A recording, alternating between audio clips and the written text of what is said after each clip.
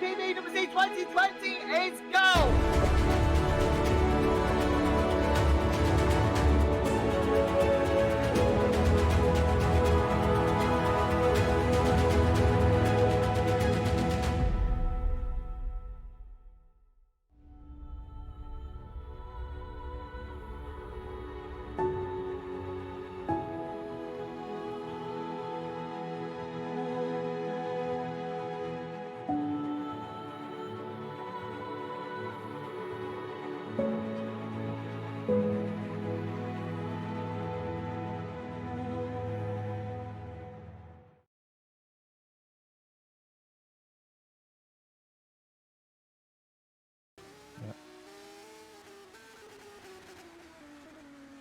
Welcome back, ladies and gentlemen, to the GPVWC Formula Challenge. We apologize, some slight technical difficulties, but we are back and we are good to go.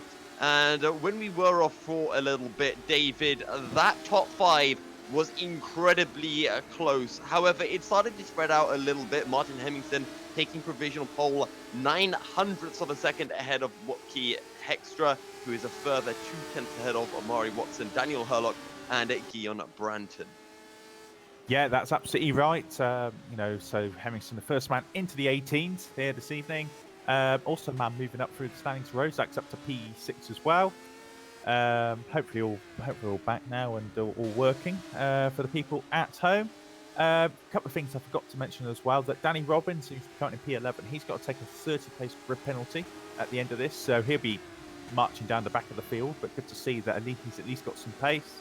And Isaac Morris, who's currently not set a lap time, he's got a back of the grid penalty anyway, so he's just chilling out in the pits for the time being. So also the likes of Tom Parker as well, he's got a 20-place grid penalty to take. He's currently P14. So the grid will shake up a little bit when we get to the grid. So, but at least it gives you guys a good idea at least of who's roughly where regarding pace. As we've got a minute and 15 left of the session to go. Yeah, not long. Everyone on their final outlap to start off a final flying lap. Someone I do want to keep an eye out on is Thomas Harvey. He is on for a personal best at the moment as he makes his way through turns at 10 and 11. Looking neat so far. Now just at 12 and 13. All about carrying as much speed as possible. Throws the car into 12 completely. And that's all about that line of least resistance through 13. Although he doesn't really let the car out wide on the exit there, David, but it will come across the line. Is it going to be enough to improve? Yes, a P11 for Thomas Harvey. Yeah, right behind his teammate as well, Liam Ransom 10th. So grid line looking more competitive as the season's going on as well. It's really promising for them. I know their manager's been a little bit frustrated so far this year, but, P12 in the standings for them so far, for a new team. Solid enough and his building blocks to go forward as well. Looking throughout the field as well, Guillaume Branton in P5 is also on a quick lap as well. Guillaume Branton is on a quick lap, but the man I want to look at is our championship leader, Sven de Vries, currently sitting all the way down in 9th place. What on earth is he doing there? I don't know, but he's starting a hot lap now, so let's sit on board. Down into turn 1, drops it into a second gear, back on the power on the exit. Now make your way up the hill into the offer camber, turn 2, pardon me, and now down into turn 3. So easy to lose a back end, up into 4th, now 5th as you make your way through the incredibly fast left or right of 4 and 5. Get ready for 6, carry as much speed as you can, have to commit so much into the corner, downshifts into 5th, and now get ready to spot your braking heading into turn 6, just let the car out wide, and now down into 7, get right up on the curb. Sven just misses the apex a little bit, slight hint of oversteer on the exit, as now he slows it down for the left-hander. Be nice and patient on the exit of turn 9. And now you've got turn 10 and 11. And it's so easy to miss your braking point down here. Down the gears into a second. Carrying as much speed as he dares. Gets a nice late apex through 11. And now is just 12 that can really throw you off. Drop it down into a 4th gear. Back on the power. Looks clean.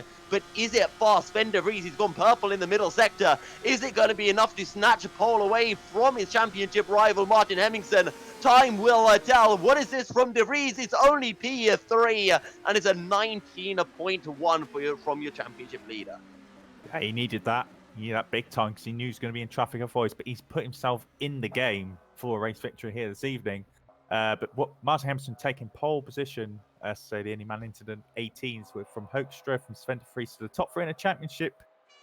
It's top three in the order of the racetrack as well. But, you know, Hurlock P4, Guillaume Branton moves himself up to P5 as well, improving on his lap time. Sorry, it's Watson P4, Branton P5, Hurlock P6, Patrick Rozak P7, Bernardus P8. Sam Holt needed that for Nova as well in P9.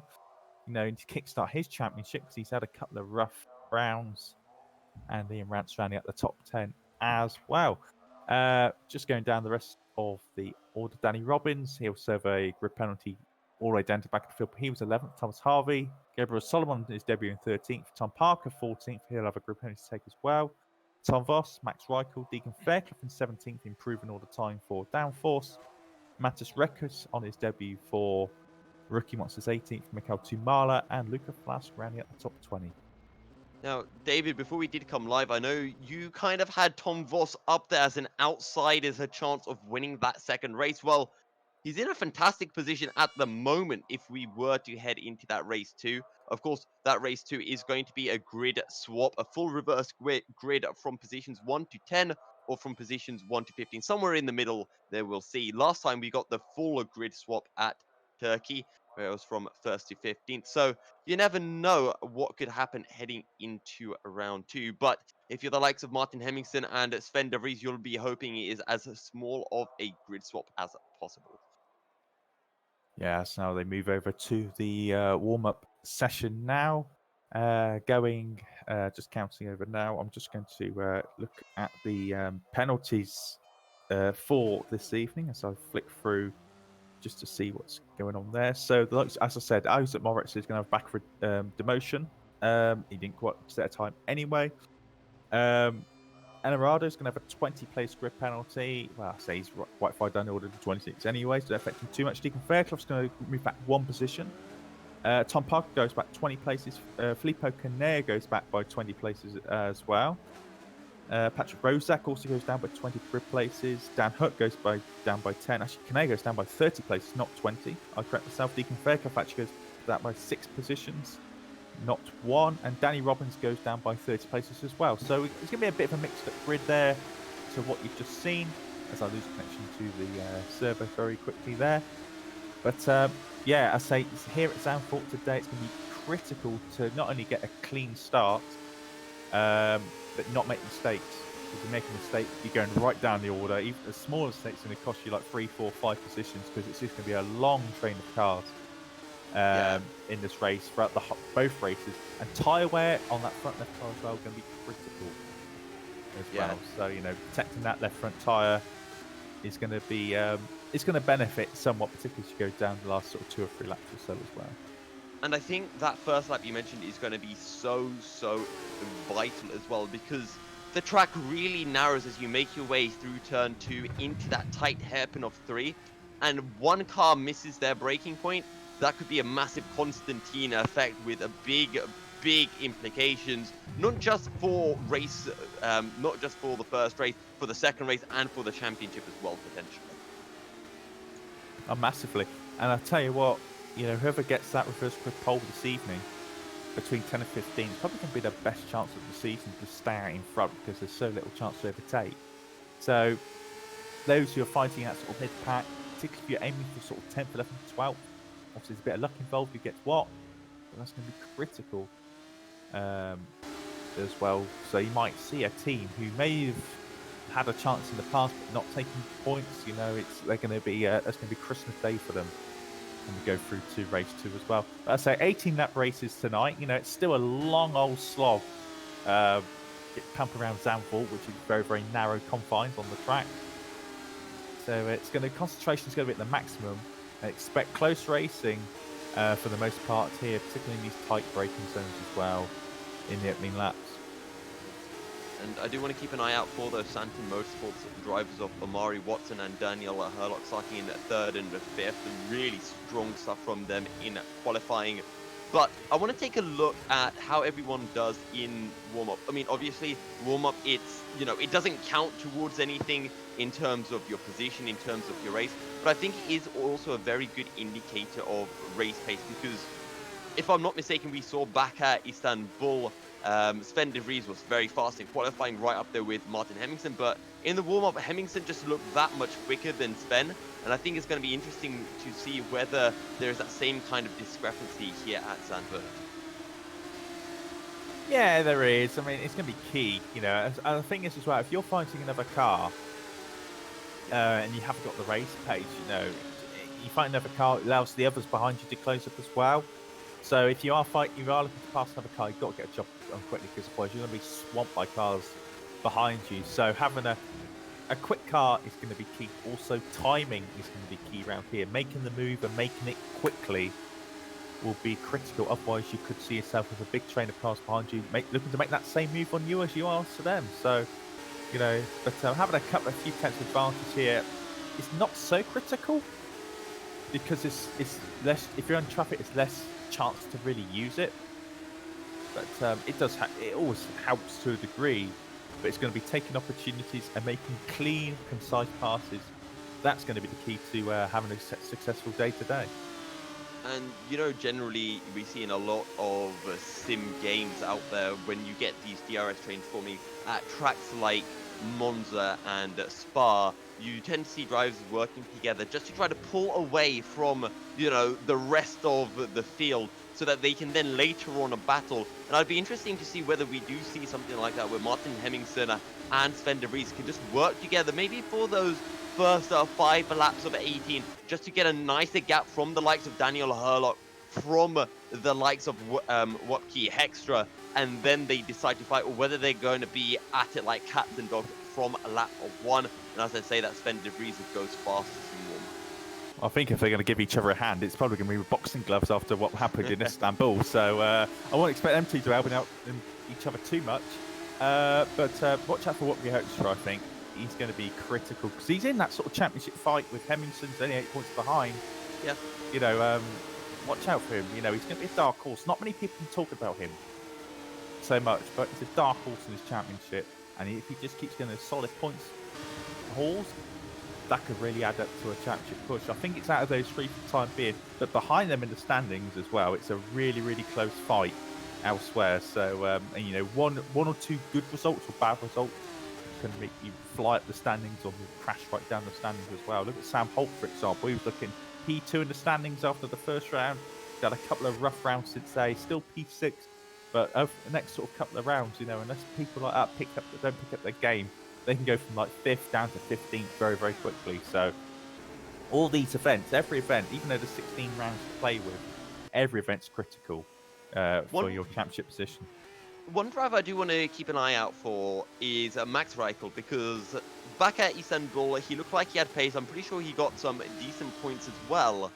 But in qualifying here at Zandvoort, he was outside the top 15, and now he's kind of up there in terms of a race pace right now. He's currently sitting in 9th, comes across the line. Is that going to be an improvement? No, it's down to 10th. I think Guillaume Brandt improves and goes P2. Yeah, Reichel's impressed me so far this year. P9 in the championship, right in that smozzle of drivers. It's like 6 points separating 6 drivers down there as well, from 9th to 14th. So that's going to be a great fight. Like Reichel, Rozak. I mean, Holmes is in there, but obviously not racing today. Amari Watson's in that scrap. Mike Bell, George Whitehouse, again not racing today. But it's a whole gaggle of cars in that mid pack in the standings. So 1 or 2 good results. Like for example, if Amari was, for example, have a good one today, particularly race 1, that could really help out. 3 minutes of warm up to go in this session, by the way, and the track temperature today 13 degrees. So fair temperatures, particularly this time of year. I think tyre wear is not going to be as bad as say if this was in the summer months as well. Sometimes you see like track temperatures 25 plus. Can really make the front left tyre scream around this circuit. But I think it's going to be a fair race regarding temperatures. Not expecting any rain at all. It should be a dry event all through the evening as well. So nice, fair, consistent temperature and condition for the track. Hopefully make it nice for the drivers as well. And to say these track times, even it's race pace times, it's looking very, very close as well. Like 2 tenths covering the top 6. Even like Mike Bow, P6 in the warm-up session. 20.5. That is not bad pace to have around here at all. So if you can keep that up throughout the whole race, these sort of very consistent times, you should be able to hopefully make your way through the field a little bit. Well, speaking of having good warm-up pace, Sam Holt, you mentioned him. He's currently up in a P3, showing that he's got some good race pace. Of course, his teammate Isaac Morris is currently down in 10th. Nova Simracing second in the Constructors Championship, only 10 points shy of Sven de Vries's Thunderdogs. That's right. Just looking in the chat there as well. See, there's a Neptune fan club here for this evening. A few Brazilians in the chat. Welcome to you all. I say, don't be afraid to support your favourite driver in here as well. We'd like to know where we all stand regarding that. You know, nothing wrong with a bit of banter in the chat and a bit of rivalry as well. So, hope you all enjoy it. It's 46 of you watching at home at the moment. I hope you're all doing well wherever you are around the world. I say it's always nice to have a few new viewers as well. Just to if you think anyone's got any questions as well, feel free to put it in the chat. Hopefully we'll be able to talk you through or answer any questions, maybe like the warm-up sessions, for example, after race one. But a minute ago in warm-up, I think it's now time for guys to properly test out their starts on the racetrack, which is what they normally do, go through that sort of procedure. And hopefully just relax a little bit before the race starts as well. Well, particularly our throats in the commentary box is going to get a bit sore, I imagine, at the end of the evening. So it's going to be a good event as well. But yeah, they're just sorting out the grid right now.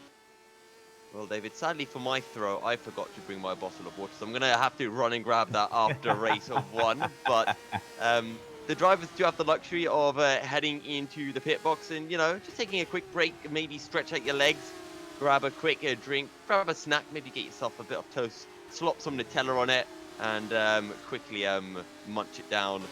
Never good to race on an empty stomach. No, I should be the one to talk about that.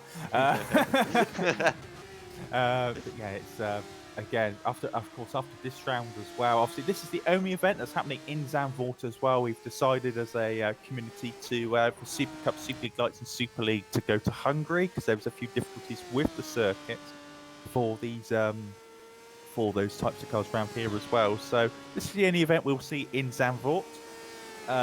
Going forward, and next week we'll be in Hungary to do the rest of the career ladder round as well. Okay. Wow, so the Formula Challenge boys, they're going to be getting all the attention tonight. I hope they've got their fancy stickers out. They've got their "Hi Mum, I'm on TV" stickers as well. They're going to be getting a lot of attention, especially those two up at the front, Sven de Vries and Martin Henningsen, that are just 40 points separating them in the championship. I say just 40. It's a fair amount for Sven de Vries, but of course, that would have been close. Again, we go back, and I'm going to keep on mentioning it. Martin Henningsen got one of his wins taken away from him after contact with Sven de Vries in Istanbul, and here at Zandvoort, that's going to be so important for him to keep that in the back of his mind. Remember, he needs to be clean. Sure, he's going to have to show some of that aggression he had at Turkey if he wants to be able to claw his way up through the field, especially in that second race, but a little bit of care would not be wasted.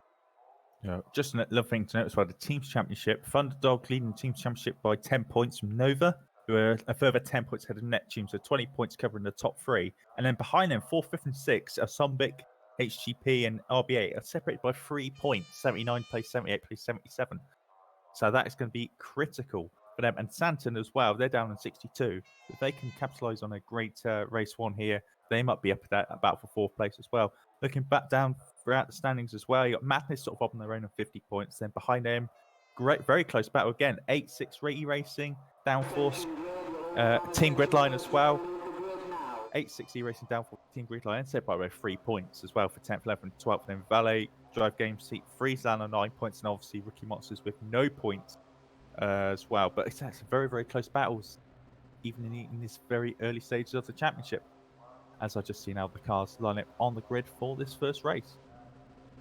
Yep, and it looks like it is time for us to get racing. David, go on, let's have your podium predictions for round one.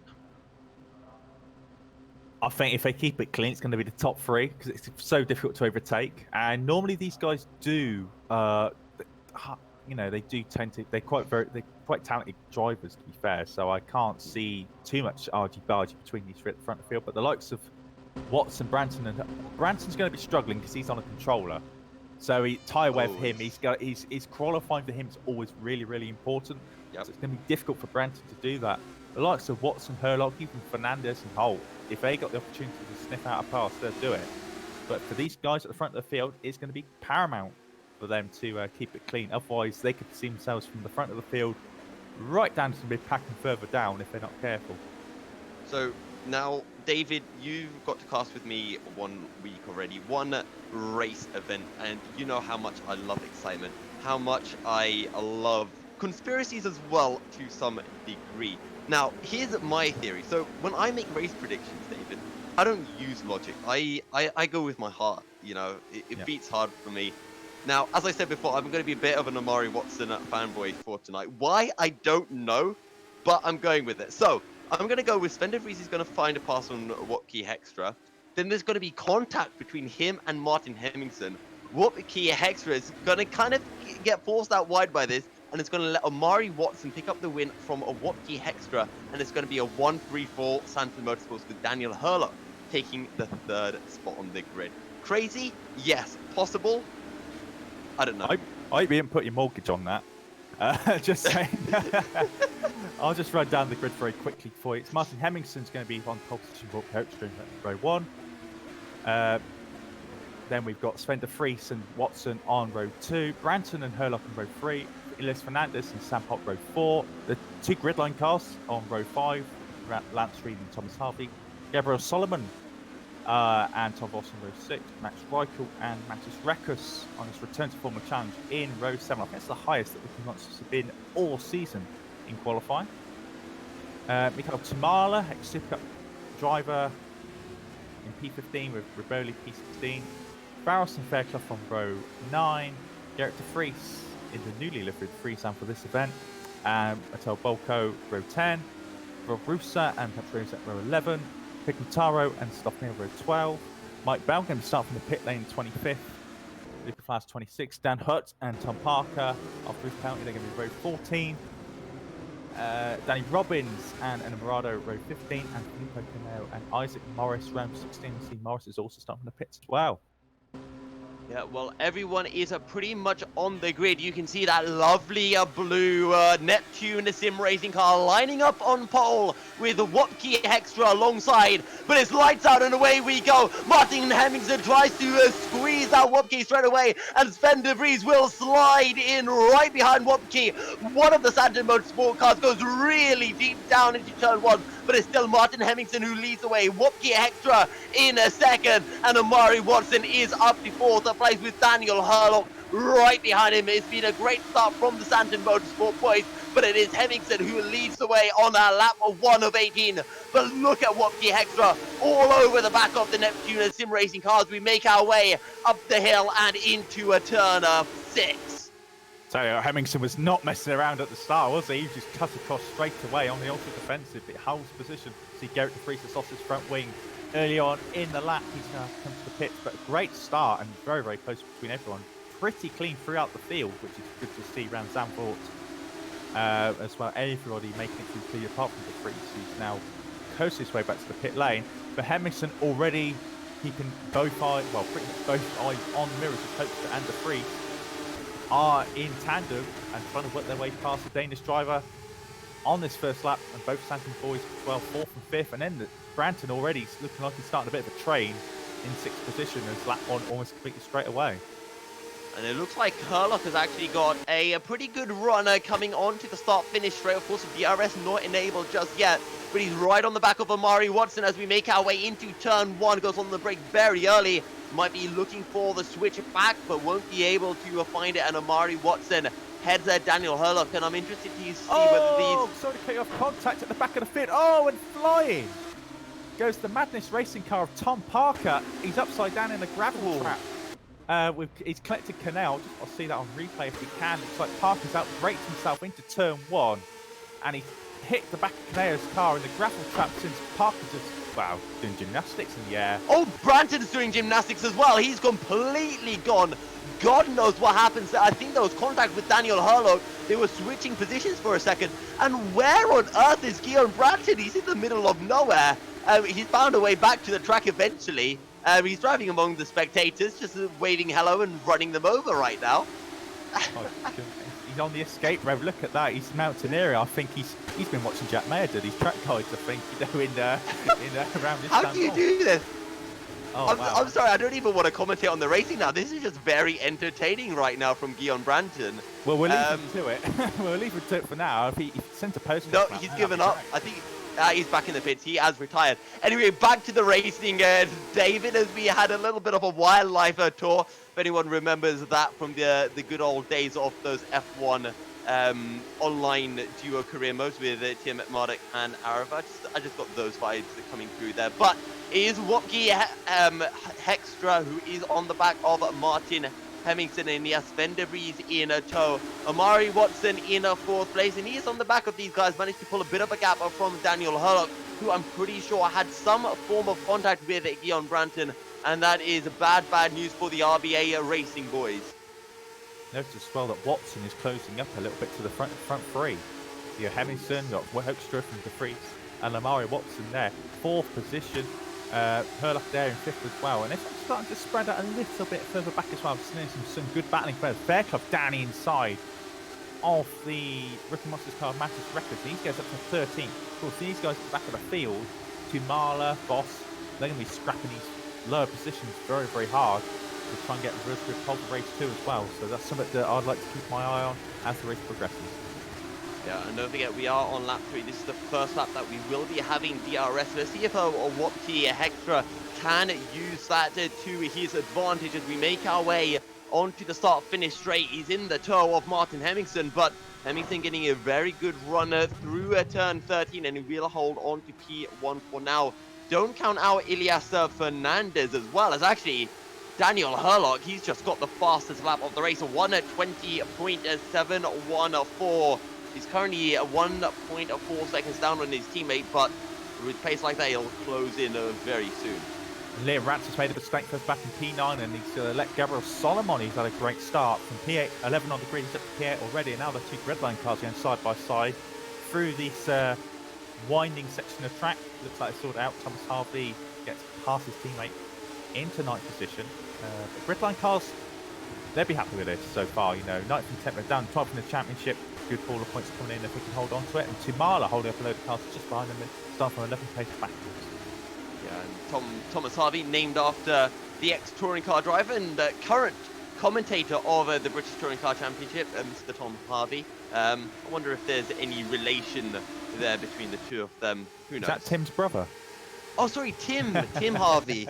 I was close. Close but no cigar. Oh well.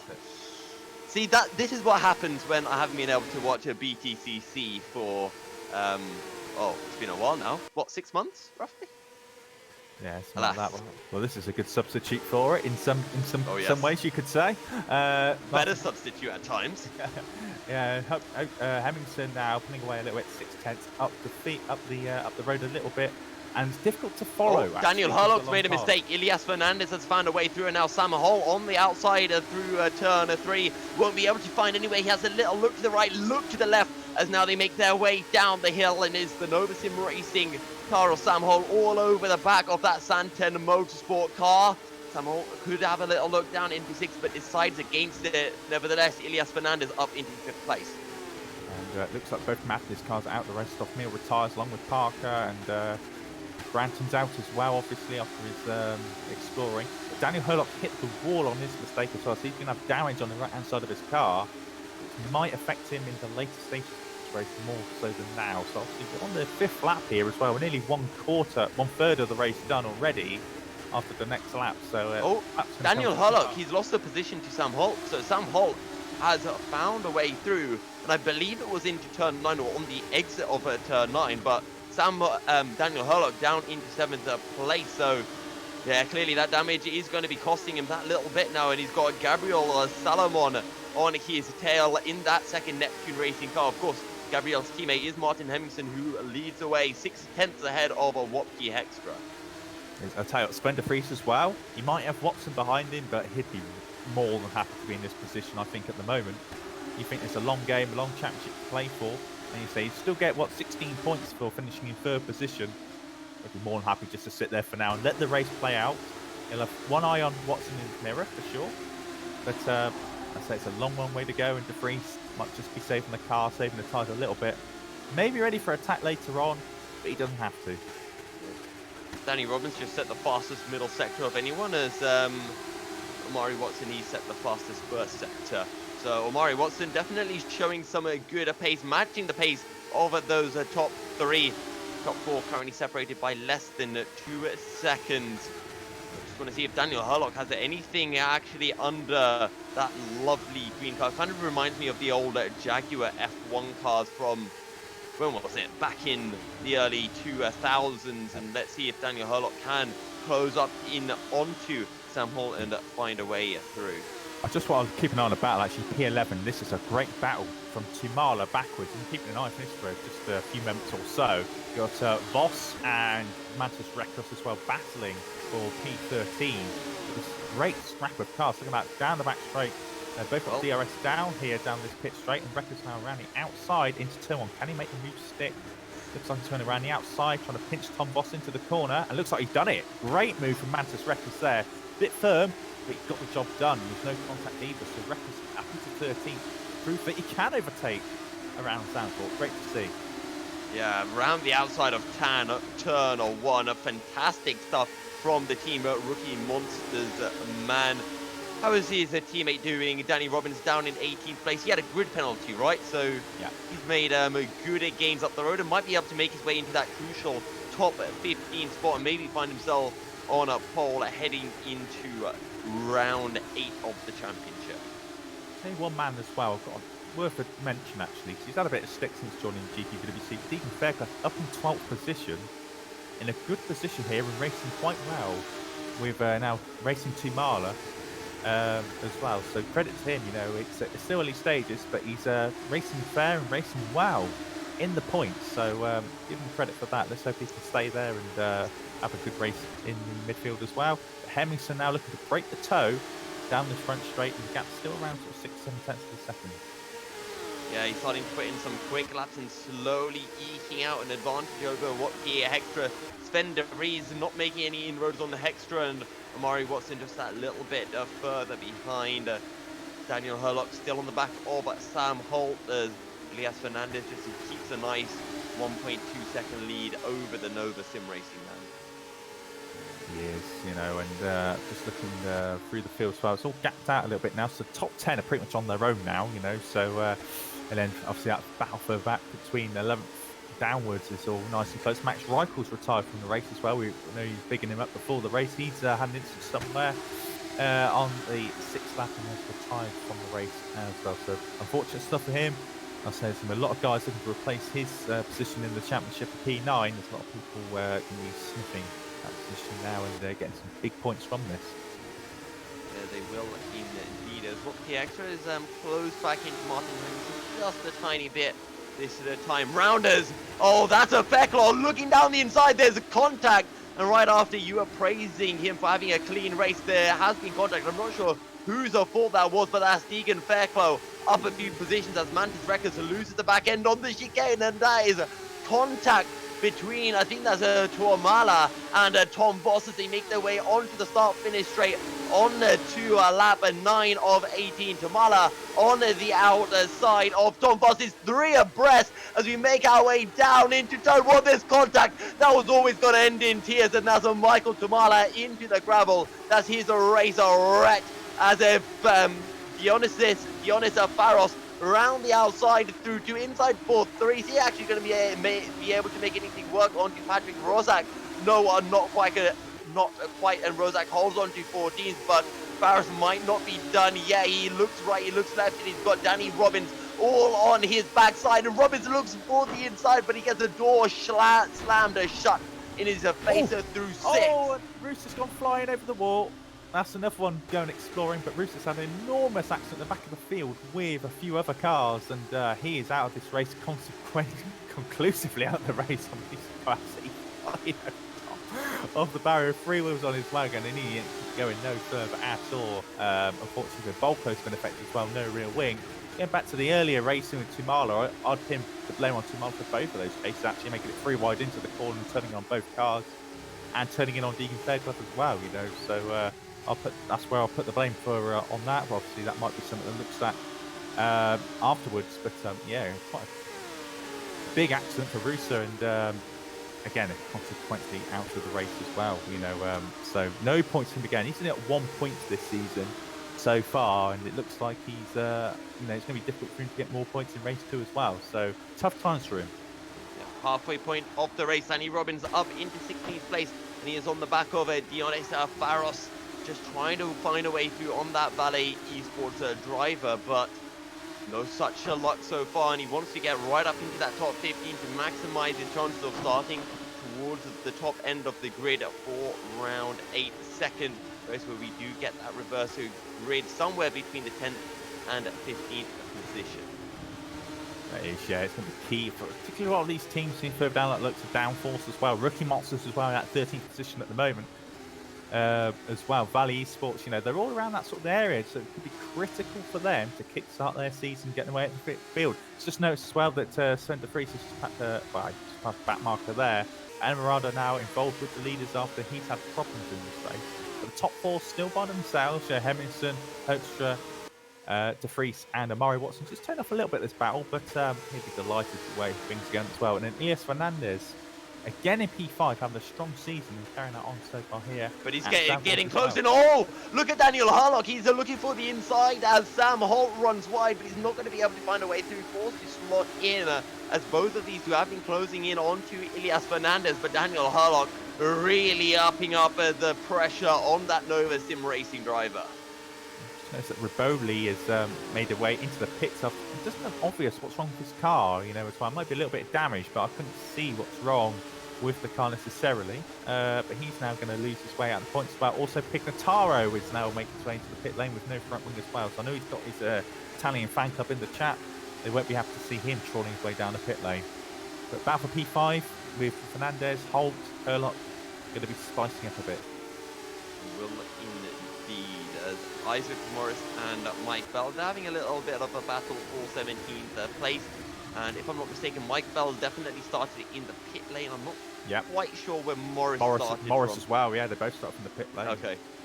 So they've had a decent climb up the order, but probably not going to be finishing inside the top 15 unless there are some more shenanigans that happen further up the road, and maybe that would be between these three: Tom Voss, Mantis Records and Patrick Rozak, who are separated by just under 1 second in the battle for 12th place. Tell you what, now we're more than halfway into this race. We're on the 12th lap now, so nearly two-thirds way through this race. This is when the front left tyre is going to start to affect quite a few drivers, and particularly those who maybe not done so much race pace stints in practice. This is when it's going to start to hurt them now. So maybe now we're going to see some cars, as a result of that, some people make mistakes, but also some people make gains as well. Yeah. Of course, with every cloud comes a silver lining, and that is especially true in racing. One man's misfortune is another man's gain. And, you know, you put on the sad face saying, oh, such a shame you had that accident, but really you're smiling that just that little bit under the helmet for that extra free position. Up at the front. Smiling, I'd be laughing. I probably would as well. And there's the accident. It is Mantis Wreckers, and that was Patrick Rozak. And that was almost a carbon copy of the incident between Alexander Albon and Lewis Hamilton from Brazil. Mantis Wreckers just going a little bit wider, looking for the late apex. And Patrick Rozak took that as an invite to lunge down the inside, and has promoted Danny Robbins up into 14th, Dionis Faros up into 13th. So we might be having a Team Rookie Monster starting on the front row of the grid. Actually, both of them potentially with Wreckers in 15th at the moment. And, you know, that is key as well, particularly no matter where you are in the championship, you've got to make your way in the race 2 is very, very critical, as you may see more soon Sip Cup as well. If you get a good reverse grip pole, or like take out a front row, or start in the first few positions, that'd be really key. So, you know, I mean, race 1's important, race 2 just as much. So to make your way through the order and keep positions in the standings as well. Fast lap currently is sitting on Amari Watson at 1:20.7, but he's dropping off the pace and he's 2 seconds behind Sven de Vries. But credit to him, he's up 4.5 seconds ahead of Elias Fernandez in 5th, having a bit of a lone race. As Elias Fernandez is going to have to hold off Sam Holt, Daniel Herlock, and well now Gabriel Solomon, Thomas Harvey as well, all closing in this battle for 5th place. Solomon's impressed me, you know, it's his debut. He did well in the Academy Series race yesterday before being taken up by a back marker, but he was leading that race, showed some talent. He actually got some offers as well, but I understand from some Super League Lights teams as well. So he's impressed quite a few people since joining GPVWC, and today as well he's continuing that trend, qualifying in 11th, but also now making his way up closer to this battle for 5th position and dragging the 2 gridline cars as well. He is indeed doing a fantastic job as Gabriel Solomon for Neptune Racing, and of course that's really going to help out Martin Hemmingsen in that Constructors Championship. Neptune is Simracing currently sitting at 3rd. They are 20 points behind Thunderdog, and well, a couple of good results here could see them leading the championship, and things are looking that way as Hemmingsen's going to be picking up a good number of points over Sven de Vries just from this first race today. Yes, and so Hoekstra now closing up now to the back of Hemmingsen. Whether it's just Hemmingsen managing things or Hoekstra now pushing on, you know, with 4.5 laps to go, you know, he's definitely putting the Danish driver under pressure. Of course, these 2 second and third in the championship, you know, it's a swap position here would close the gap down to 3 points if Hoekstra was to make his way past the Danish Neptune driver. And as they go down the back straight again, interesting how much DRS affects the gap down here, because it's obviously quite a short straight. I don't think it's going to close up that much. No, it really isn't, is it? So, you know, it's going to be difficult. It's going to have to literally just outdrive the car, maybe, or wait for him to make a mistake to get past. Also, just want to take a look slightly down the order. Mantis Records really coming under pressure from Patrick Rozak, and they're making their way on to the start-finish straight now. Don't forget, this is the battle for 15, the final point on offer here in the GPVWC Formula Challenge. They are pretty much nose to tail as we make our way down into turn 1, and Danny Robbins isn't done yet. He's still looking for a way through on the Greek of Dionysa Faros, but he's been stuck behind for a good 5-6 laps, unable to find any way through here at the 50 circuit of Zandvoort. Tell you what, I know it was off camera, but it was a great move at turn 1 by Daniel Herlock as well. Got past Sam Holt into turn 1 again, ran outside a little bit like Records did earlier in the race. It was a great move to not only put the car in that position, but also trust the person you're racing with as well to do that. You know, it's fair move, no contact whatsoever, and Herlock just right round the outside turn 1 into 6th position as well.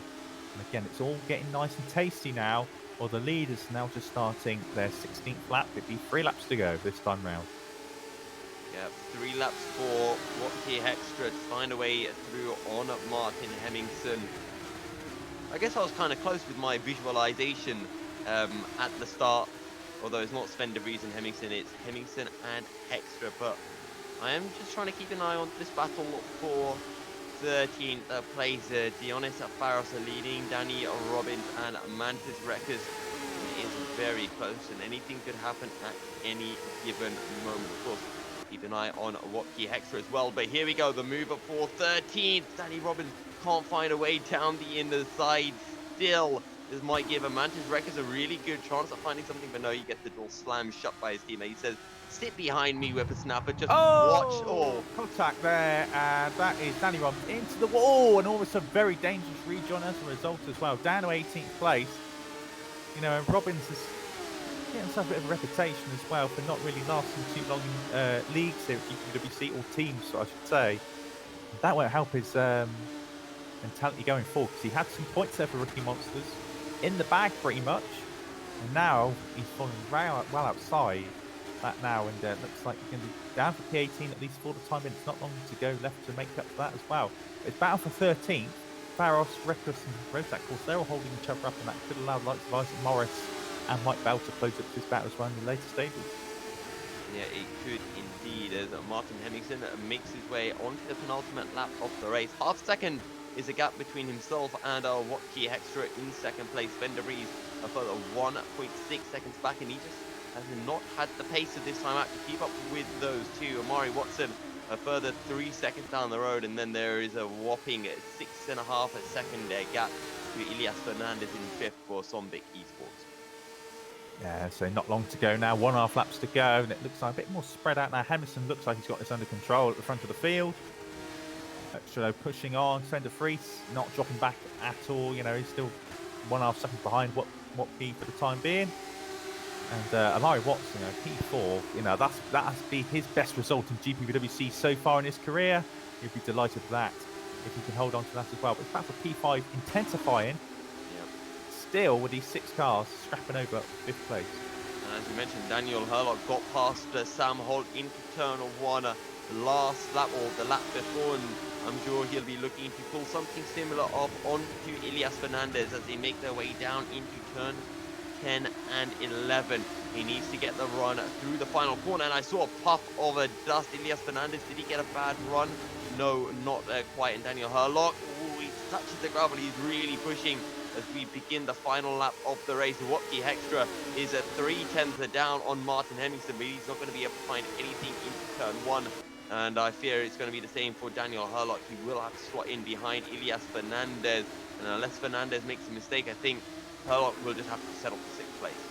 Now, Hoekstra is closed up a little bit now. We've got half a lap to go now, pretty much, till the end of this race. And Hoekstra all runs with it, right on the grass there before turning in. Looks like he got away with it, but Hemmingson looking like he's got the job done. But obviously, he's still got this 3rd sector to go now. He goes into the 2 hairpins here, and then it's only really one more overtaking opportunity for what Hoekstra to do down this back straight, but it's too far away. It's too far away. There's no way now I can see what Hoekstra doing the move here as Hemmingson gets it into the apex nicely, and he's just he can push it from here. It's been a great job from the Danish driver to recapitalise some of that lost ground he made in the last round.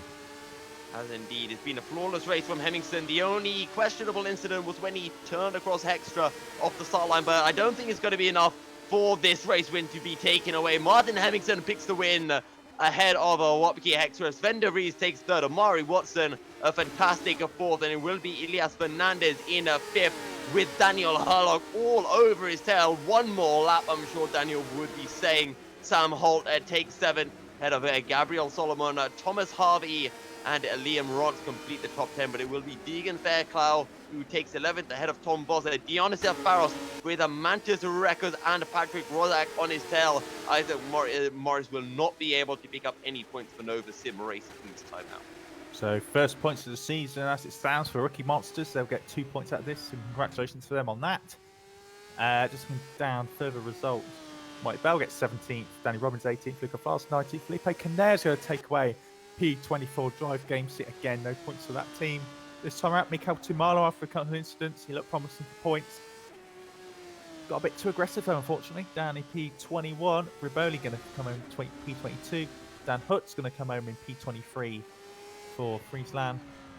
And then Pignataro 24th, Gerrit Fries 25th. Emeraldo 26th, Volker, retirement 27th, Rob Rusa.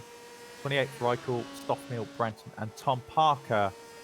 Again, retirement. I think it's Tom Parker this season. He's been surprised, And also, a lot of drivers like Parker's got a lot of incident reports already. 7 penalty points on the license. If they get 10, that's a race ban or round ban. So the likes of Parker, having an incident today, to really make their season difficult. And you could potentially see from a couple of drivers today, after this round, they can set themselves for a race ban and naughty step for a round afterwards. So obviously that's for another day, to see those reports. But Martin Hemmingson, 3rd win of the season for him, and making the championship standings a bit closer. But for the likes of Hoekstra and Sven de Vries as well in that championship battle, they'll be more than happy. But I think the happiest man, today is going to be Amari Watson, taking his best result of career ladder so far and keeping his eye on the leaders for pretty much the whole event. Yeah, picks up the fastest lap of the race as well. But I think, David, we're going to be heading into a short break. We will be back with the 2nd race of the evening, round 8 of the championship. And we'll also be able to confirm where that grid flip will be happening around. I'm sure You'll have the likes of Mantis Wreckers hoping it's 14th. Maybe we could see Team Rookie Monsters starting on the front row of the grid. Time will tell. Make sure to stay tuned. We'll be right back.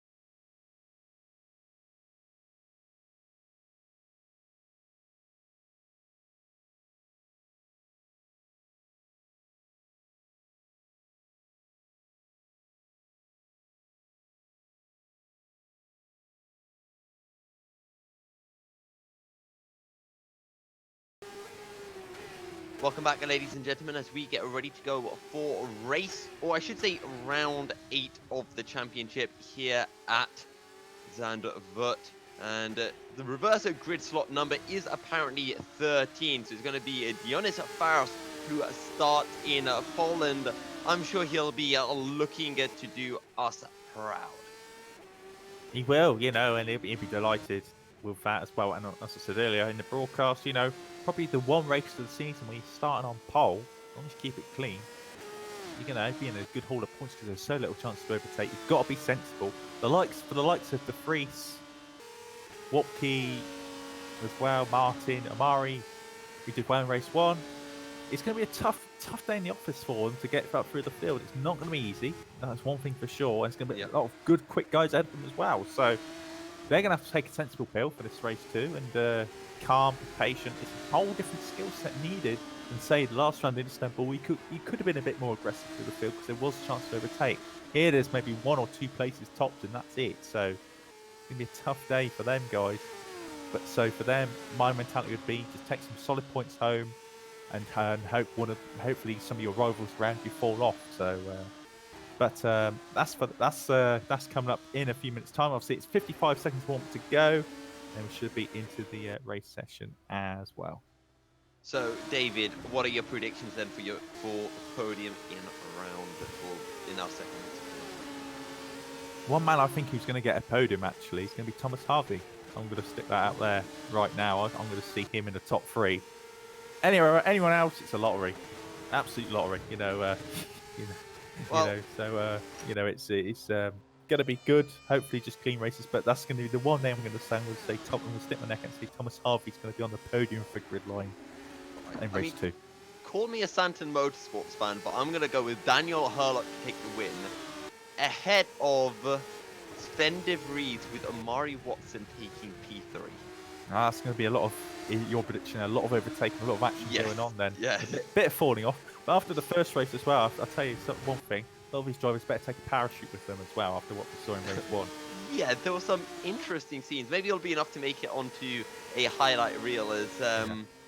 Who did we see? I think it was Guillaume Branton who was running over the spectators off circuit somehow. It was maybe impressive. We need entry passes as well back to the circuit. Yes. As well, to throw themselves in there as well. I think he needed, a bit of a boost. Maybe you just need one of the spectators. Maybe there's a strong spectator at Zandvoort, like that Marshall back at Baku, who jumped on the pot on the what do you call it? The drain cover. The drain cover a few times. Maybe he needs someone like that just to launch his car over the fence and back onto the track, and away he could go again. But yeah, definitely wasn't a good run for Guillaume Branton, who had to retire after that point. Couldn't find any way back onto the circuit. I stuck on board with him for about 10 seconds as he tried to navigate his way through, but he had no luck. There were a few other cars that were upside down through lap 1, but Daniel Hurlock was one of the few drivers who was able to find an overtake, and I can't remember who he did it on, but it was on the final stages of the race. And it was enough to pick him up P6 behind Elias Fernandez. I think we've got a couple of technical problems. We believe there's actually been an update on R-Factor 2 as the event's going on. So it looks like a few people have left the game, maybe just because of wanting to leave and come back, and their R-Factor 2 might be updating. So bear with us, guys. We'll be as quick as we can. If you're bored, take a look at Michael Tumala, who is doing some donuts for our spectators who, might be a little bit bored. It looks like he's got the kettle on as well. Maybe coffee and donuts. Yeah, well, I think he might have a problem with his rear tires not having enough grip. Maybe he's just trying to feed the power on. Back end's just constantly stepping out on him, and it revolves in this circular motion that people refer to as a donuts. No, that's it. I think the engine's gone. I think the coffee is ready now because the engine's gone. Yeah, kettle's boiled and everything. But bear with us. We hopefully will be back racing as quick as we can. But drivers are leaving the server. Maybe having to update their game, maybe, and come back. So this might be a bit problematic to bear with us, guys. In the meantime, I guess though, it allows us to discuss some other news around GPWC as well. So as I mentioned earlier, for those who may have missed it, this is the only round of the career ladder in round 4 that's going to Zandvoort. After today, when we get to Super Cup, Super League Lights, and Super League, all those races will be held at the Hungaroring instead, because of a couple of issues we've had with the circuit, which doesn't affect the Formula Challenge cars at all, it seems. So that's going to happen next week, and then after that, it should be back to normal regarding the rest of the calendar as well. Still a 16-round championship for all the series, just taking one track out, putting a track back in its place as well. So if we just restarted warm-up now, hopefully the guys will be coming back into the server hopefully pretty swiftly, because we don't want to hang around all evening. I know there's no work to go to for a lot of us, but at the same time, some of us got to get some sleep and stuff, maybe some food in the meantime. But I say, I hope you're all enjoying it as well. But actually, I'll throw it to the chat. If anyone's got any questions in the meantime, I know there's a few new viewers watching this evening. If you've got any questions, I think now would be a good time to send us in, as we're waiting for race 2 to commence as well. Course, maybe any predictions throughout, not just for Formula Challenge, but throughout the other series as well. Yes. And any predictions that involve one of the Santon Motorsports drivers being in the top 3, I will happily read out. Again, as I mentioned, have they bought you out? I don't know. They've done something. They've infiltrated my house, and they've done some weird Inception stuff to my brain. And now all I can think about is Santon Motorsports and how much I love their livery. I have no idea why. Don't worry. Next week, I'm going to change it. I'm going to think of another team, that's not winning races to pick up. Who? I don't know. Maybe I'll be with Team Gridline and supporting Thomas Harvey and Liam Rons. Who knows? Maybe it's going to be RBA Racing and Patrick Rozak can have me chirping him on. Well, if you need any merchandise for any of these teams, I might be able to help you out. Just saying.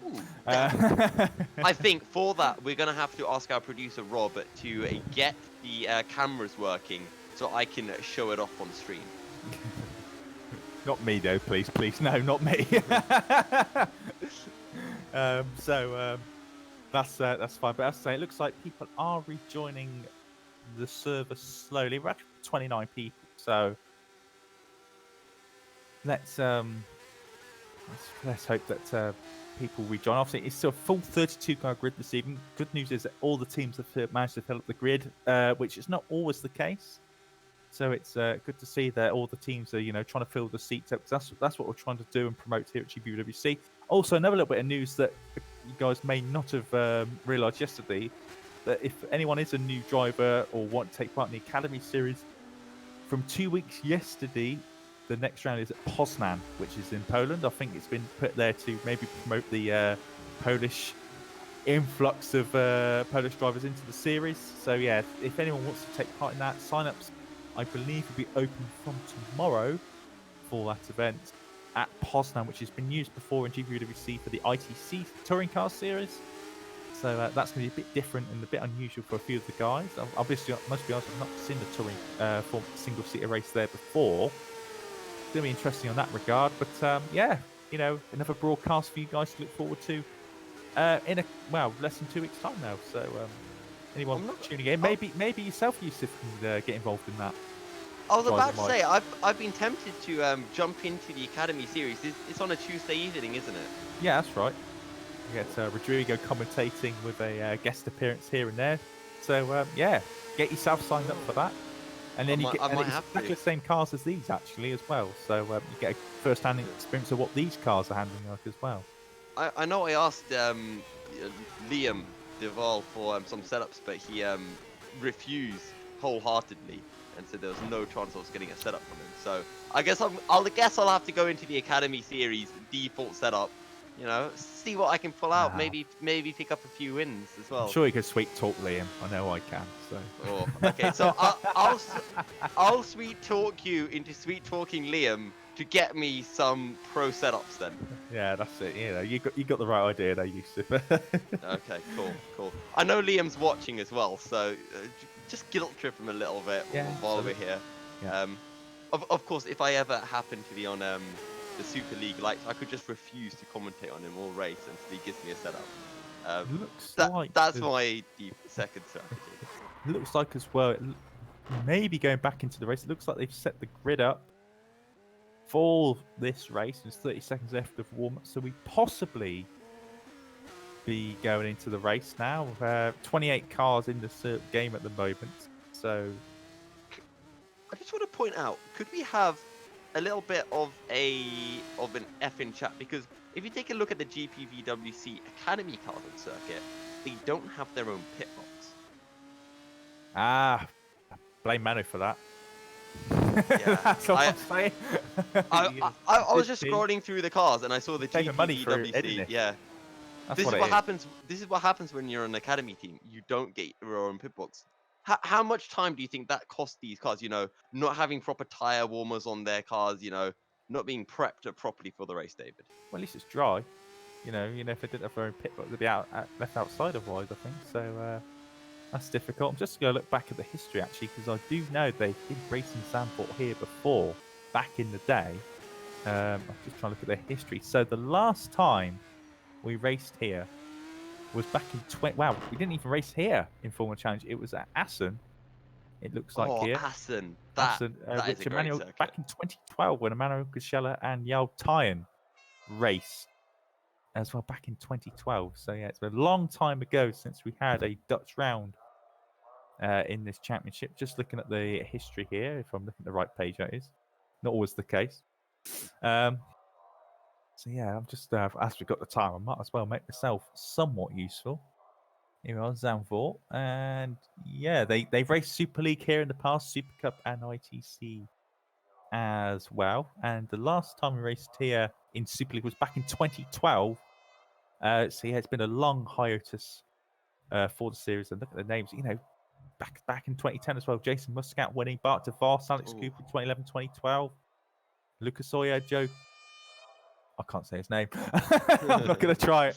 And then 2017 was the last time we raced here with Rudy Van Buren taking pole position in ITC with Niels Brookman, Rudy himself, and Chris Butcher winning in ITC back in 2017 as well. So it's good to be back here. I don't know if some of the drivers will be thinking the same way after race one, but yeah, it's interesting. Looks like they're going to restart warm up again. Oh no.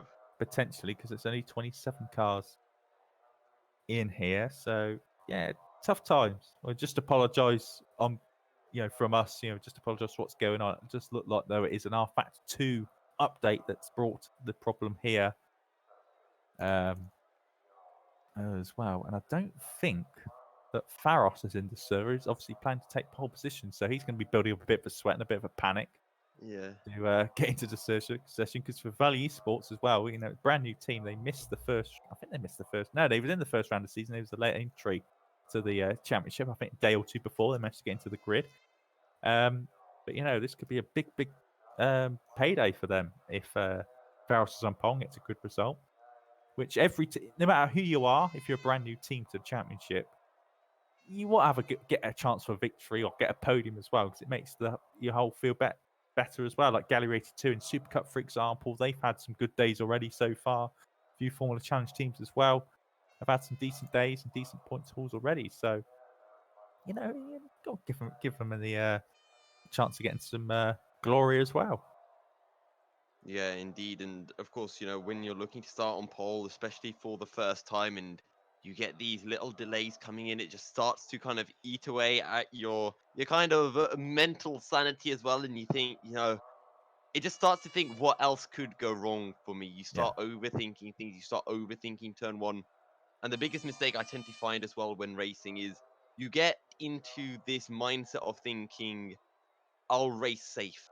And I don't know if anyone else is out there who has had the same kind of feeling or, might completely disagree with me. But I honestly think when you go into a race and you think, I'm going to drive sensibly and I'm going to race safe, is the worst thing that you can do. Because as you do that, you start, it's almost like when you're racing your wild animals and you can sense that little bit of fear from another driver. You can sense that they're driving as if, they're not going to go full aggressive, and it just invites dive bombs. It invites more stuff. And when you start getting into that mentality of, okay, I'm just going to drive safe. You know, if someone wants to go for a move, I'll just let them go through. You just start dropping place after place after place, and it can really absolutely ruin a race weekend for you. It can do. It can do. I'm not sure what the drivers are up to at the moment. It looks like that they're trying to reset the grid again. Yeah, it looks like it's a problematic situation. I think in this round I'm going to order a pizza or something at this rate, you know, make some entertainment. I'm sure. Wow, no GPV, it's going to be popcorn all around in the forums and everything else. So I'll take some pizza. I haven't had you know, a greasy takeaway pizza in quite a while, and I'm actually starting to miss it. You know, the old uni days where you'd order a nice old pizza and eat some bread while watching some good old movies. But it looks like we are ready to go for the formation lap at the very least, as some drivers are popping onto the grid. Well, it looks like, you know, they've waited time, and it's a fine balance. I know there's going to be a bit of uproar probably after the race saying, "Why didn't you wait for me?" You know, it's only 28 cars on the grid. End of the day, with respect, the show has to go on. And it is So Tom hopefully, Voss who starts on pole as well. Tom Voss. yeah, it's going to be Tom Voss. So unfortunately for Faros, he did not make it to the grid onto the game in time. So it's going to be Voss on pole. We're running down for the full grid once they start again. And no, I'm not singing a song, Neil. Come on, things ain't that bad. But yeah, it's 27 cars now as Dan Hutt has now left the race, and I think they're just going to crack on with it. Looks like they're going to start their formation lap now. I'm not going to lie, I think the formation lap would be enough time, Dave, for you to sing a song, and I'm kind of getting behind this idea just a tiny bit. But why don't you run us through the grid order and maybe put in a bit of a melody with it? No. We're not. Okay. Maybe after midnight, but we can do that. But stay tuned, folks. Stay tuned, exactly. So it's going to be Tom Voss taking, hopefully going to take this opportunity for having GP on pole position. Alongside him, going to be Deegan Fairclough. Now he's going to be starting on P2 on the grid. Team grid line, row 2, Liam Rance, followed by Thomas Harvey. Gabriel Solomon on his debut in P5. Sam Holt behind him in P6. Daniel Herlock in P7. Elias Fernandez in P8. Amari Watson in P9, looking to carry on his strong weekend so far. Championship leader Sven de Vries in P10. Behind him, Wopke Hoekstra and Martin Hemmingson as well. Mantis Reckers in P13 for Ricky Monsters. Patrick Rozak behind him ran at 7th row. Isaac Morris in P15. Mike Bell ran at the 8th row. Danny Robertson, Luca Flass ran at row 9.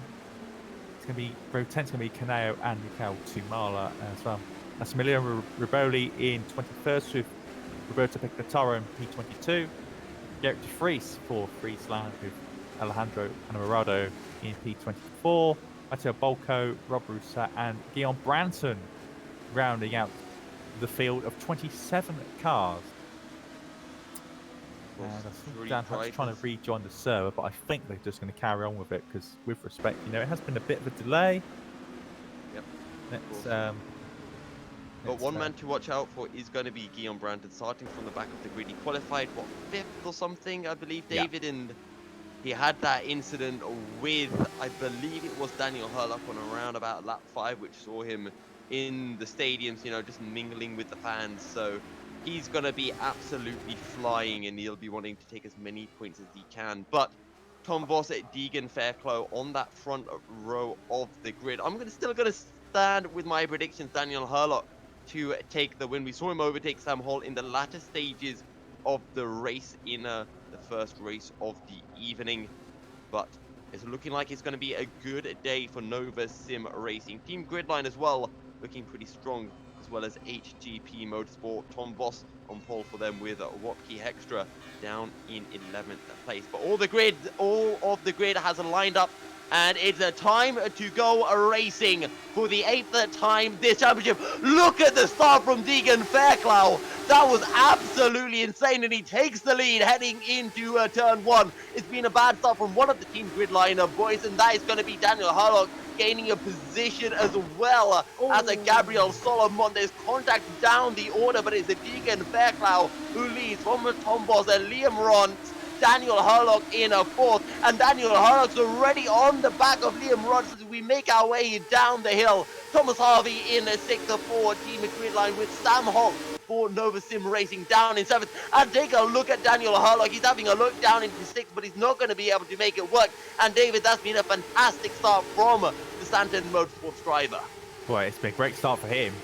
But Fairclough, brilliant start, and now he's in a brilliant position here to take some good points. He's just got to, as I say, race cleanly. But when you're at front like this, it's a great opportunity in a circuit like this to just hold your line, race your own race, and hopefully, you know, take himself a great result, which would be a huge boost to his morale and confidence going forward. But I've seen now Hurlock all over the back of Liam Rance in P3, and again, another great. I've seen Team Gridline seem to do very, very well at these reverse grids. Bahrain, they had it.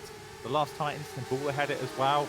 And now today. So again, a great chance for them to score some decent points going forward.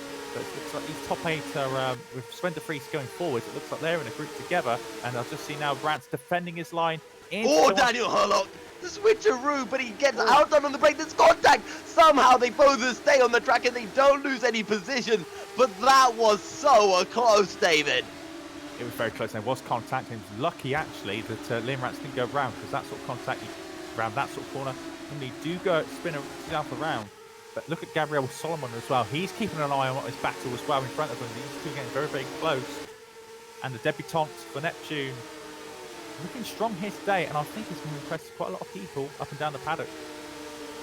Yeah, I'm sure it will. Sven de Vries has Amari Watson on his tail in the battle for 8th place with Wopke Hextra just a little bit further down as they look to climb their way up the field.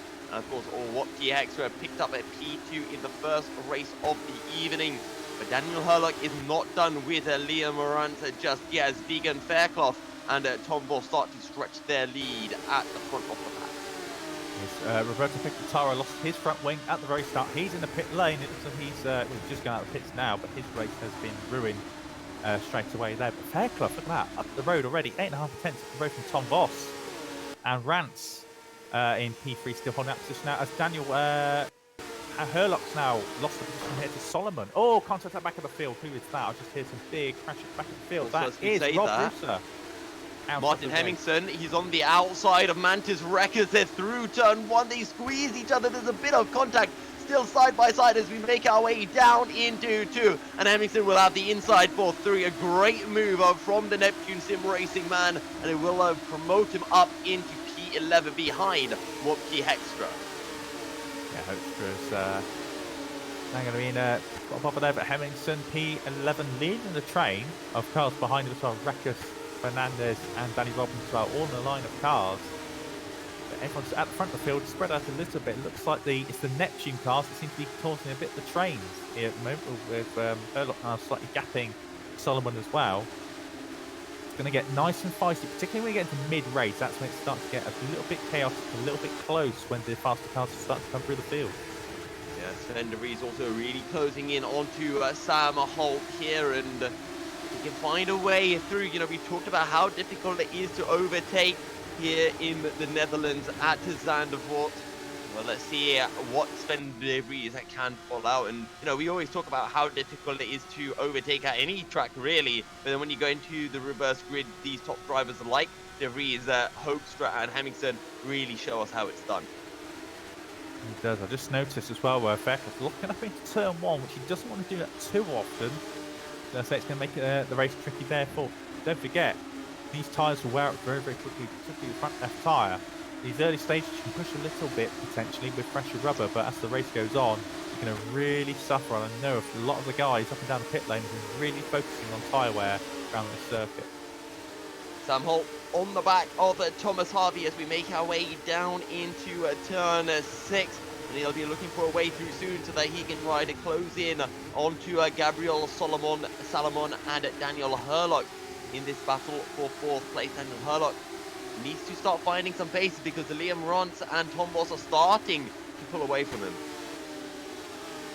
They are. I say Hemmingson though is going to be getting onto the back of this train in a few laps time, because obviously all these guys are slightly holding each other up, battling away. So there's still a long line of cars. Fairclough's gapping out, but still a little bit. Still that gap is 8.5 tenths.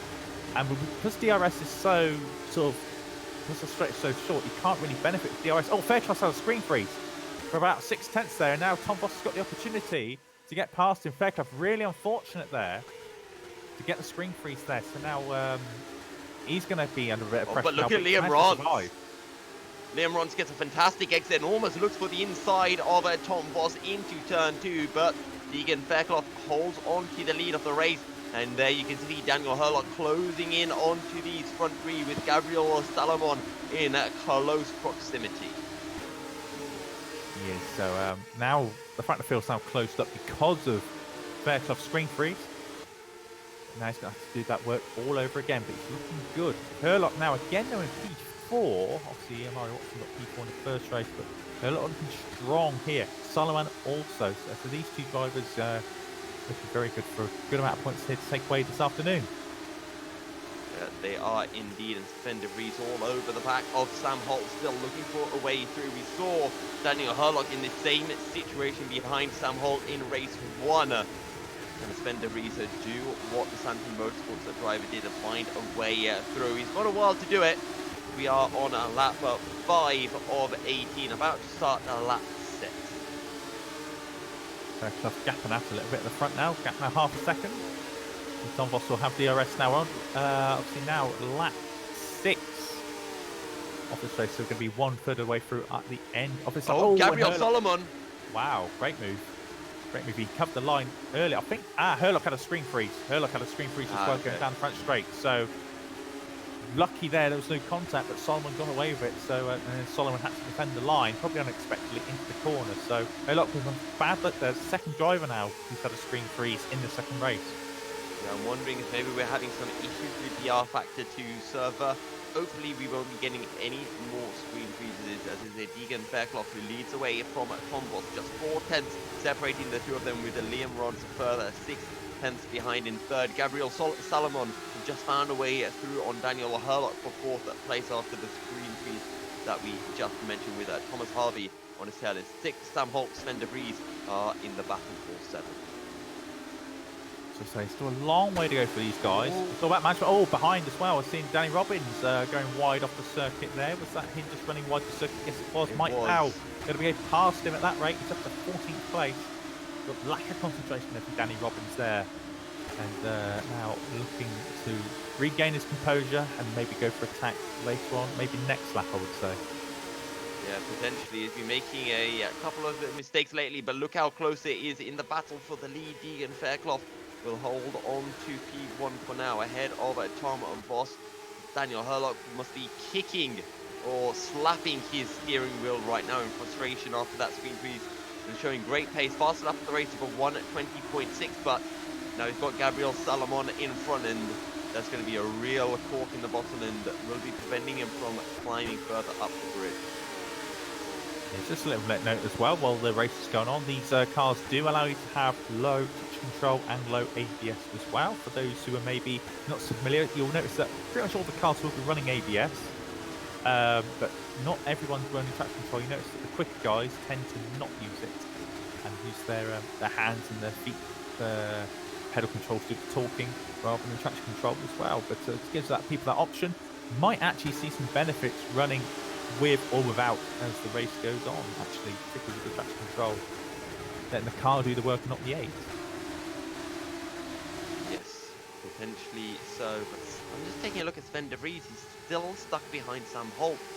And, I mean, you kind of mentioned it is a long championship, and currently Sven de Vries is ahead of Kia Hoekstra and Martin Hemmingsen. He doesn't need to do any more than that, so he can just be content to hold on to this 8th place position for now. So the front three still gapping out a little bit at the front. Fairclough now doing a good job of defending, and we're approaching halfway distance of this race. Liam Rance still doing a nice job, but Solomon's closing the gap, I feel. You know, he's 6/10 behind Liam Rance now.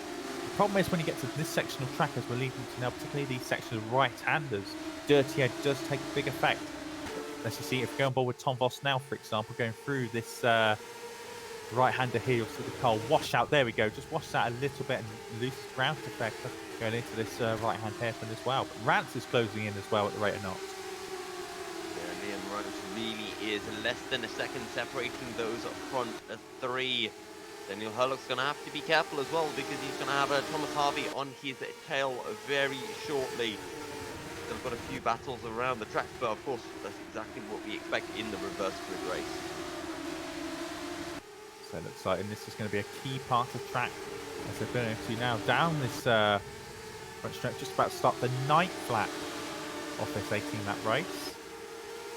You can't see any major sort of side-by-side action. It's pretty much all line of stern, which is what this track really promotes. You've got to be aggressive when you make the move here, and you've got to be very, very close. You can't really dive from a mile back like some people like you will in Hungary.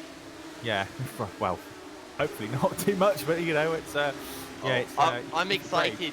I'm excited to see those Danny Ricciardo-esque dive bombs into turn 1. Yeah, it's gonna be interesting. And actually, I can't pronounce the name. Smedge. It's surprisingly like a crashing for FC, to be honest. Yeah, it has been really clean. This race, in particular, race 2 has been very, very clean. There was a few incidents in race 1, but I think because of the nature of this track and the nature of track, it's not really many chances to overtake, so no one's really taking so many chances. It's good to see some nice, clean racing in this race 2 because it's a bit of an accident fest. Let's be honest. Yeah. Oh, speaking of accident, there's contact. Hemmingson just taps the back of Watke Hoekstra on the exit of turn 9. So Hemmingson just giving Hoekstra the hurry up, saying, "Come on, let's go. Need to catch up to Amari Watson here." He is, and he knows that Hoekstra's in a he's in a battle with Hoekstra as well for second place in the championship as well. Obviously, Hemmingson taking the first race victory here today, so with the gap up from Watke a little bit. Now it's roles reversal in the second race so far, at least. We're now halfway through this race as Hemmingson now hovering left and right from the back of the Dutchman's car. He is indeed right on the back of Watke, but again, just like Watke wasn't able to find a way past Hemmingson, I think it's going to be the same this time around, and I think our best chances for a move is going to be Sven de Vries on Sam Holt, but actually Sam Holt has started to gap and is right on the back of the team gridline car of Thomas Harvey, pardon me, as Daniel Hurlock starting to close back in onto Gabriel Salomon here. Maybe you could have a look for P4, would be 2 P4s in a row for Santon Motors as well. Fernandez and P13 went wide going out of turn 6.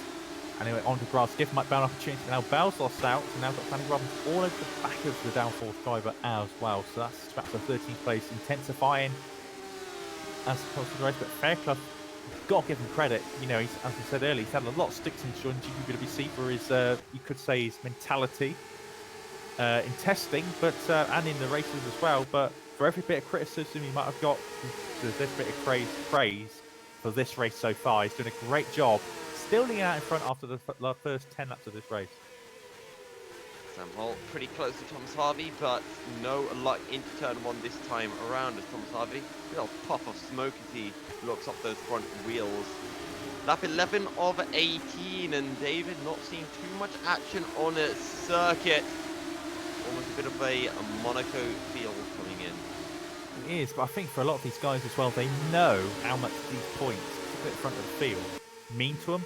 So it's not worth taking a silly chance just to maybe gain a position when the risk of an accident is so high around here. So as I said earlier, take a sensible pill, and hopefully they'll keep like that. It won't keep that as they go on. But as they move down the inside, I think Sven de Vries is side by side with Sam Holt. As Sam Holt makes an error, lighting up his rear tyres, Sven de Vries now trying to go around the outside. Struggling for grip as well, but he'll get the drive, slots right back in behind Sam Holt, makes a switcheroo down the inside into the chicane. Great move by Sven de Vries, a bit of contact, and that's Amari Watson who might be able to find a way through, maybe Watke Hoekstra as well. Martin Hemmingson on the back of it, those guys with Mantis Wreckers closing in every lap. Tell you what, that was a great move from Sven, and it was brave as well, because you noticed he dived out with the DRS open, he nearly lost the back of the car, but he made the move stick. Barely, you know, I don't think there's any contact at all from that as well. So Sven de Vries up to P7, and that's vital. Now being ahead of his championship rivals behind him as well by two cars. So, you know, it's a key move, and now he can maybe focus on Thomas Harvey ahead of him, but also he's a bit of an insurance as well. You know, having those, having Sam Holt and Amari Watson separating his rivals behind him. The interesting thing that I also find with these reverse grid races is as you find a way past drivers, it progressively gets easier and easier, or you would expect it to get easier and easier to move further up the field. So all the hard work comes with those first few overtakes. It does, and it makes your job easier as the race goes on as well. Noting now, I would say it's a 5-car battle for the lead, I would now say. Yeah. You know, with Herlock now seems to be tapping along. I think Harvey's a bit too far back to classify to be part of battle, but De Vries already closing in on the young Englishman ahead of him. Yeah, he really is, and maybe he could have a go at next time around, but we saw how much Sam Holt was closing in onto Thomas Harvey, at least until Sven De Vries had dived it down the inside into turn 10. And Sven De Vries, once he finds a way past Thomas Harvey, he's then got the Santon Motorsports of Daniel Herlock in front. But just look at that train in the battle for what is the now 8th place, with Sam Holt under pressure from Amari Watson. There he is. So, you know, it's battling out. Also, I see Hemmingson and Hoekstra still very, very close on circuit. They're about for P10. The 2 cars of Holt and Amari sort of bottle in the cork. Cork in the bottle, if I get words the right way around, that'd be great. As Watson having a look at Holt there into this long right-hander. Maybe not the place to do so. It's very difficult to do it through there. It's very much a single file corner. Maybe just sort of setting up for these next selection of corners here, these 2 hairpins. But after this corner is where you can really start to get the right run like Sven De Vries did a couple of laps ago. They can start to make some moves. Like Hemmingsen's actually quite close to the back of Hoekstra, but I don't think he's in a position to make the move. No, he's not. This Hoekstra breaks nicely for that complex of corners.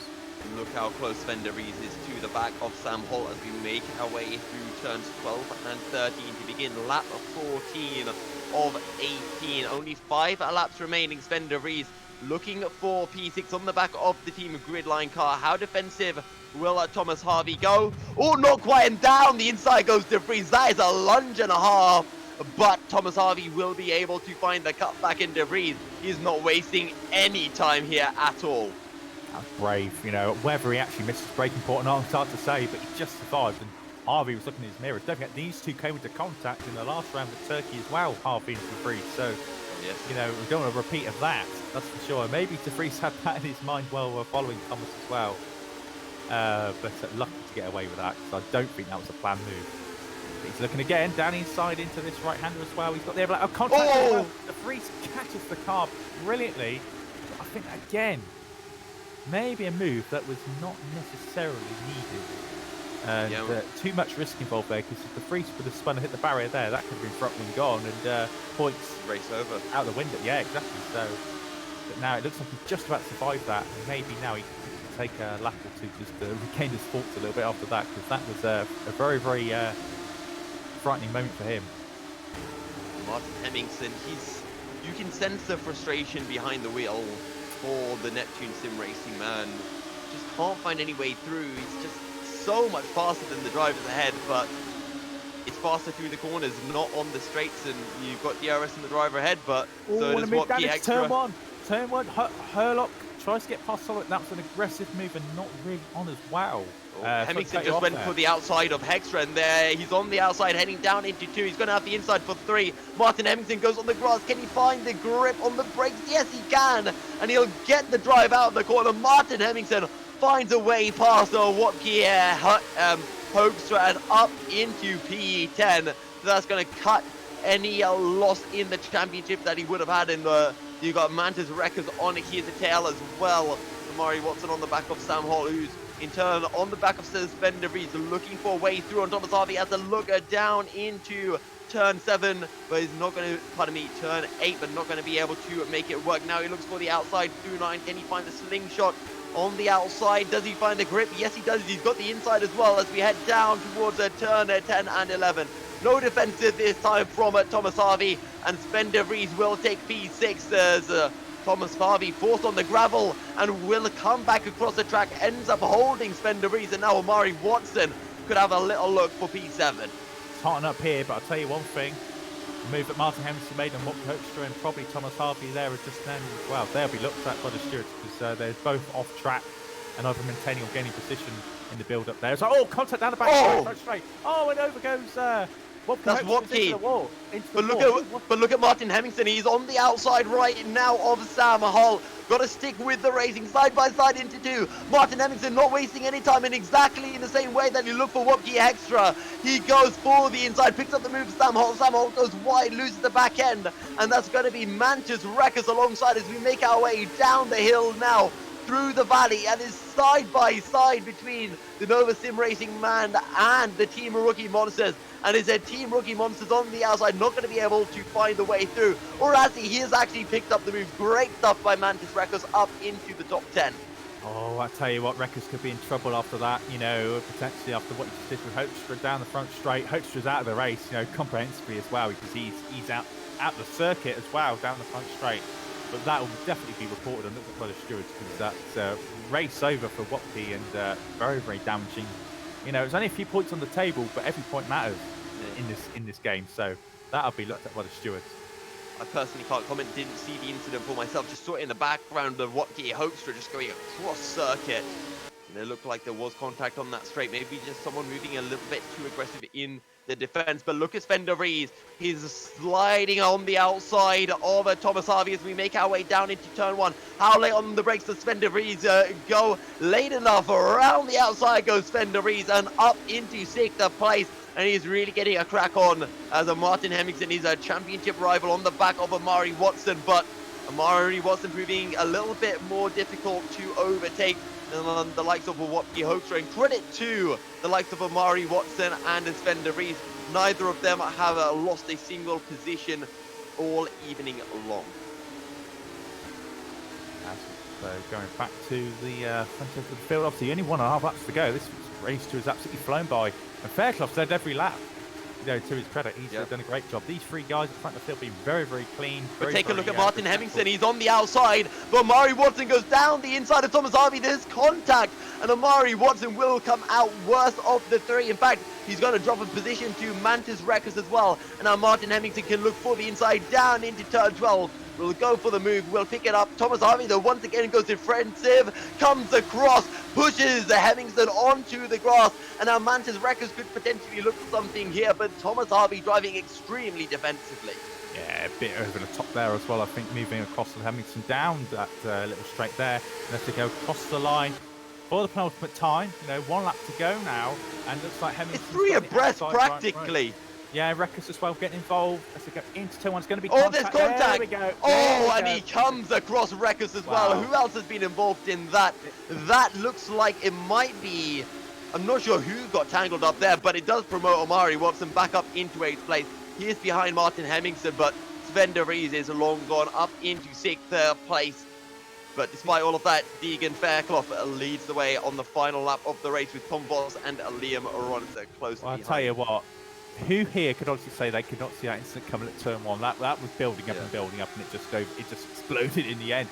But let's focus on this battle at the front of the field now. First 3 had a very, very good, clean, fresh race, and fair play to them. They deserve to be on the podium after the day. Obviously, being at the front, Harold still got to get the job done. And Deegan Fairclough now is only a couple of corners from taking his first victory in the series. And Downforce, wow, God knows when's the last time they won a race in GPWC. It has been a while. Although we say that Sven de Vries is having a look at Daniel Harlock, almost goes down the inside into the penultimate corner, won't be able to make it work. Deegan Fairclough will take his first win of the season ahead of Tom Voss and Liam Rands completing the podium. Sven de Vries on the back of Daniel Harlock as Gabriel Salomon takes a 4th. Harlock picks up 5th ahead of Sven de Vries. Martin Hemingson takes the good P7 ahead of Amari Watson, who got tangled up there with Thomas Harvey, who I think just cut him up slightly into turn 9. Danny Robbins takes P9 after starting from P16. Sam Holt takes P10 ahead of Mike Bell. Ilias Fernandez. Mantis Rekkers takes 13th with Thomas Harvey and Luca Flask picking up the final point for 8-6 E-Race. Wow, what an event it was. Now, obviously, all these results are very, very professional. There will be incidents being reported for both races, For of sure. course. As I say, Luca Flask getting the last point there as well. Branton, Rosak, Kanea, Riboli, and Anrado all missing out on points, as well as Volko, Garrett DeFries, and Isaac Morris at the back of the field. Wopke Hoekstra, really unfortunate to retire in the circumstances that he did.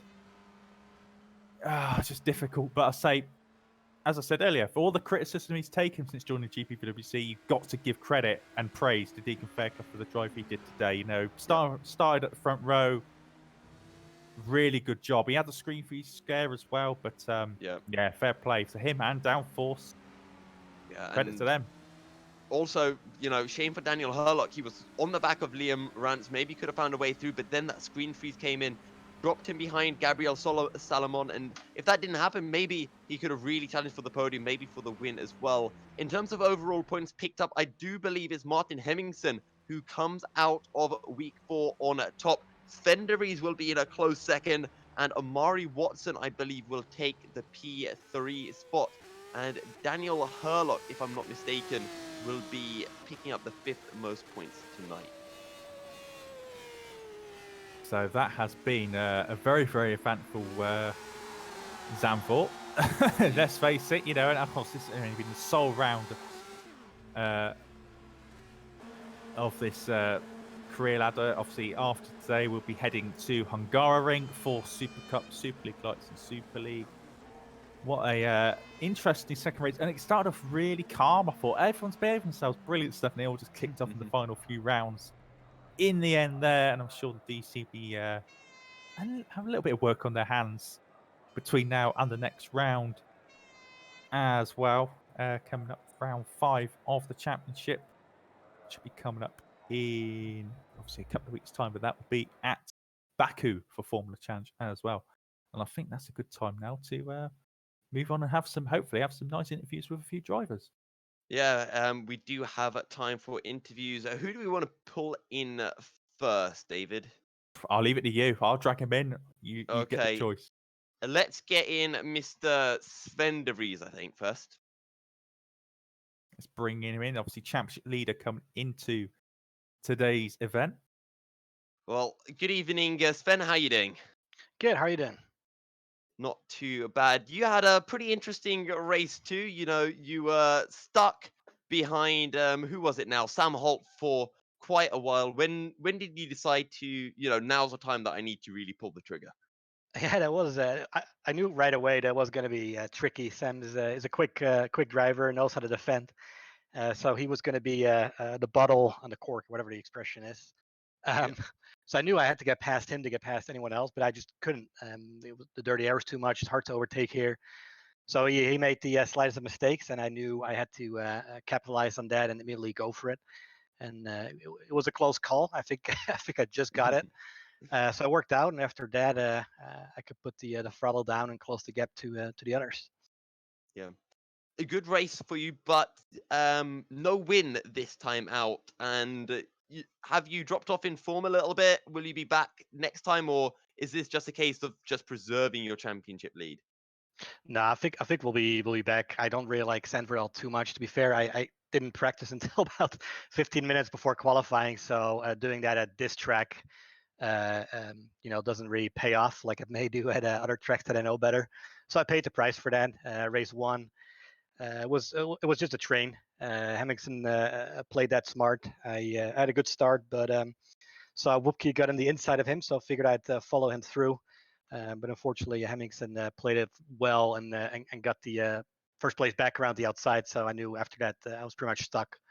And then race 2, I was gaining a lot of positions. So there's quite a few positions between me and Martin. So I figured I would make up for some of the points. And then somehow at the end, I think some stuff happened behind me, and he was back right behind me. So that didn't really help my case.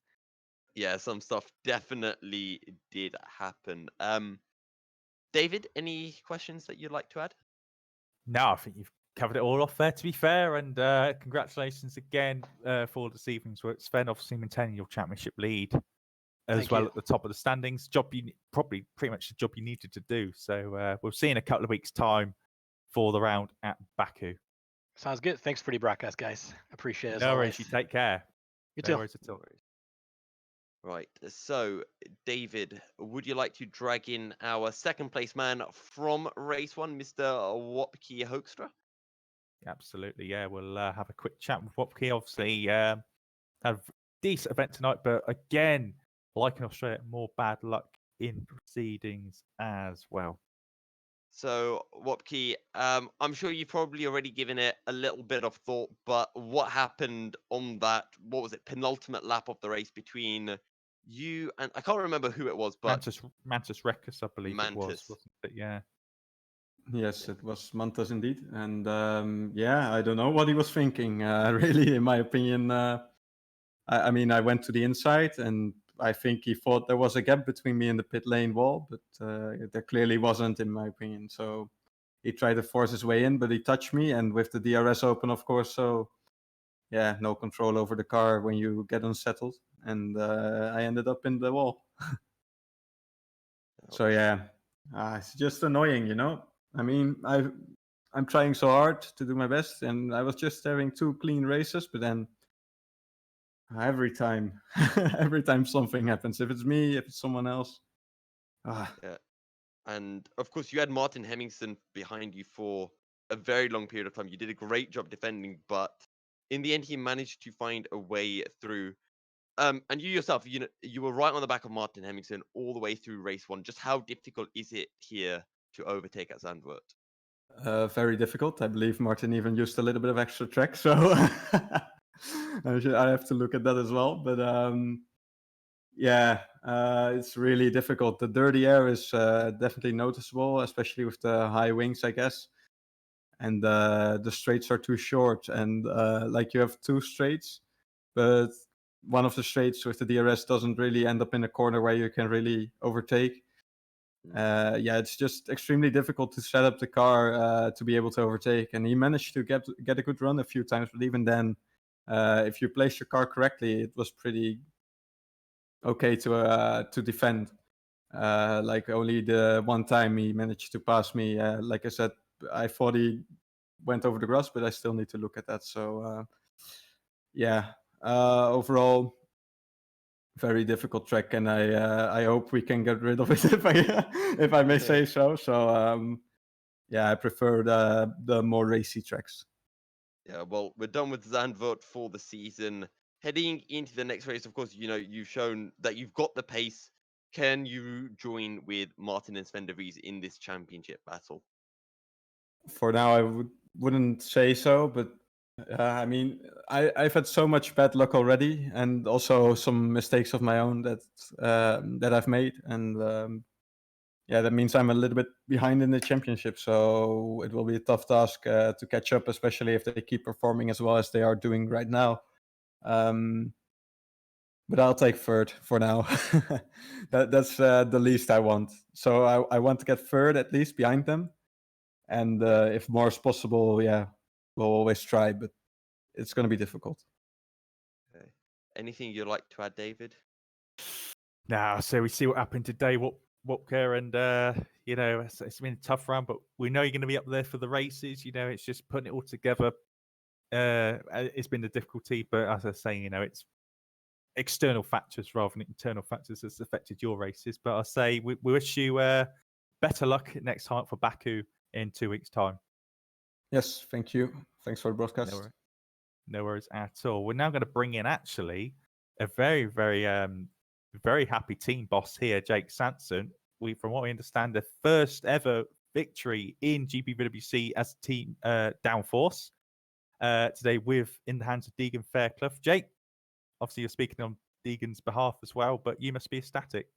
I'm absolutely elated for him. I mean, it's always tough when you try and come into a major competition like the Grand Prix Virtual World Championship. I mean, I've been watching sim racing for the last 10 years, and for me, this is the pinnacle. This is one of the best competitions in the world for any form of virtual competition, never mind motorsport.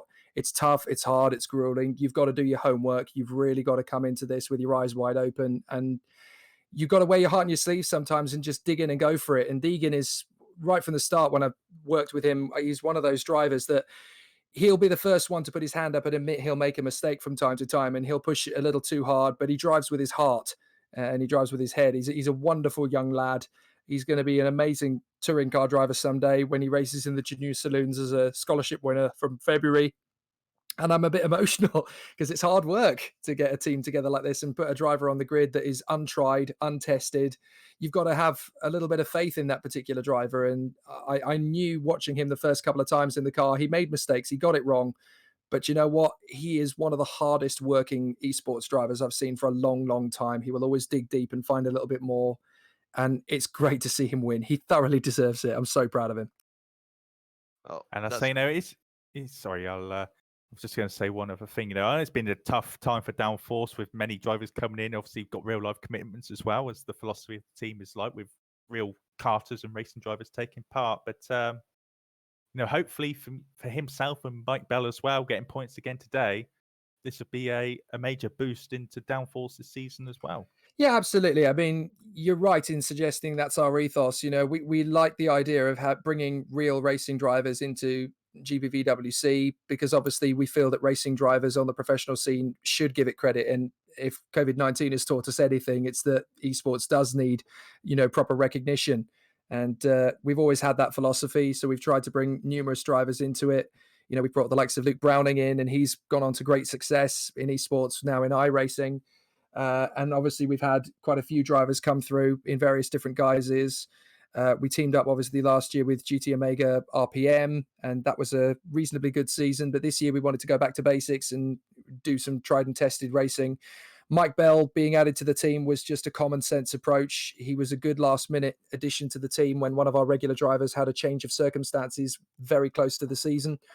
And one of our pro drivers, we're still hoping that once they're up to speed, they can have a go in the car. But for the time being, we obviously need consistency. And Deegan is the surprise package. We knew he was going to have a reasonable year, but we certainly didn't think he'd be winning as early as Zandvoort. So we're absolutely thrilled. And I'm fairly sure that it's not going to be too long before, a Super Cup team decides to try and take him off our hands.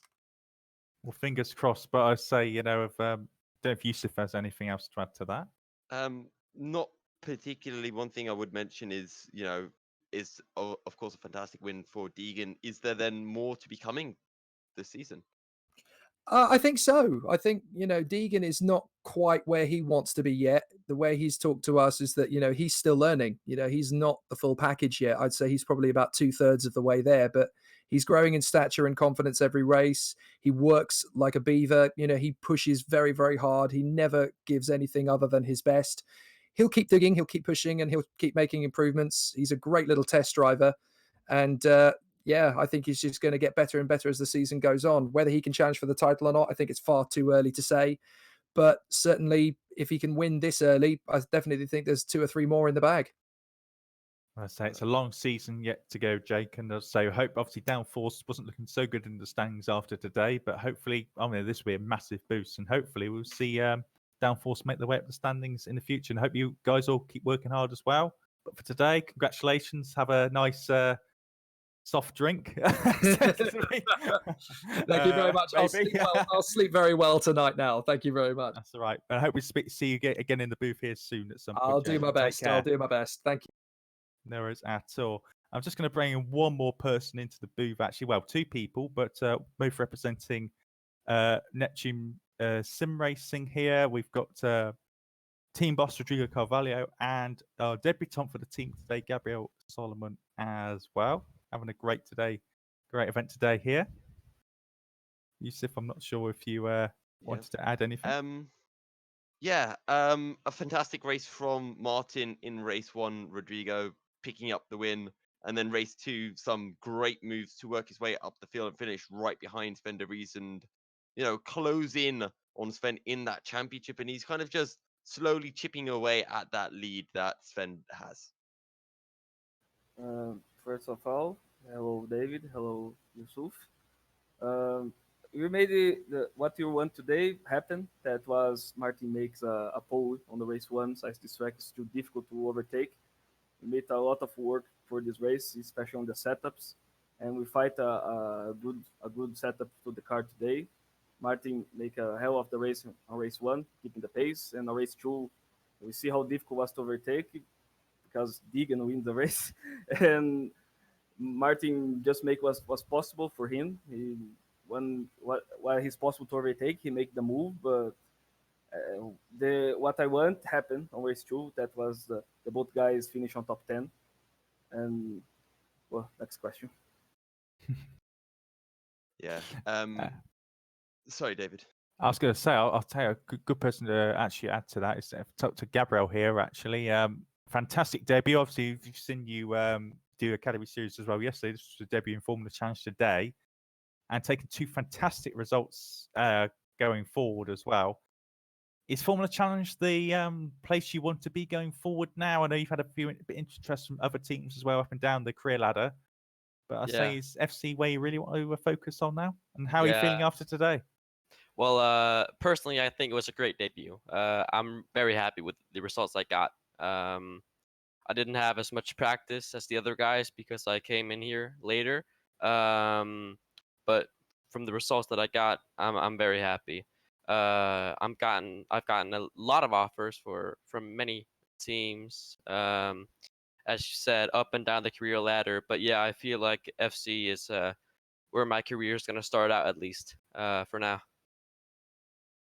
I don't have like a contract with any team yet, but yeah, that's something that I'll find out after here.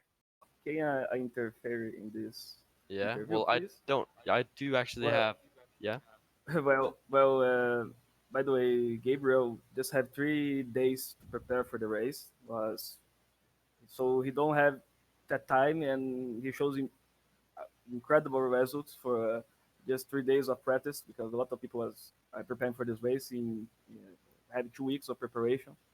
So after the results today, I think Gabriel, of course, will be the guy that will drive in the car 22 on the rest of the season. Well, that's awesome to hear. And Gabriel, strong results. Do you see yourself picking up a win a little bit further down the line? Well, of course I'd like to. I only race to win. That's the ultimate goal. So hopefully, yeah, I'm counting on it. Awesome to hear. Well, thank you both for joining us, and best of luck in your preparation for the next race as well and the rest of the season.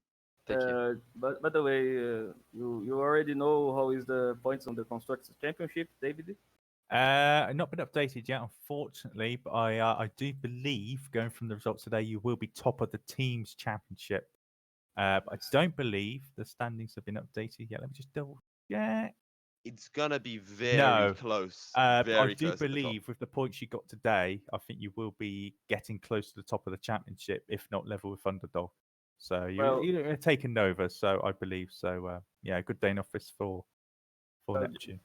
Well, just to finish this interview then, the next track, that is Baku, Azerbaijan, is a difficult track also, as people see on the Academy race. We hope we can make the best result possible, that is 1-2 for Neptune. And besides, now Gabriel will have more time to prepare for the next race. And the focus for today, it happens, we make the win, and Martin be near to Sven on the race 2, because I think he could be not so many points compared to other races you can made it, but this is important in a championship. We still can make points, and I think today we win the battle against them again, because we finished in P3 on race 1, and we finished with a win again. Fantastic. Well, wish you all the best luck for Baku, and we'll hopefully be speaking to you again in a couple of weeks' time in the booth. Yes, thank you. Thank you. At all. I think, Yousuf, it's a good time to probably call it there for this evening's broadcast. Yeah, but, it's been a great event nonetheless.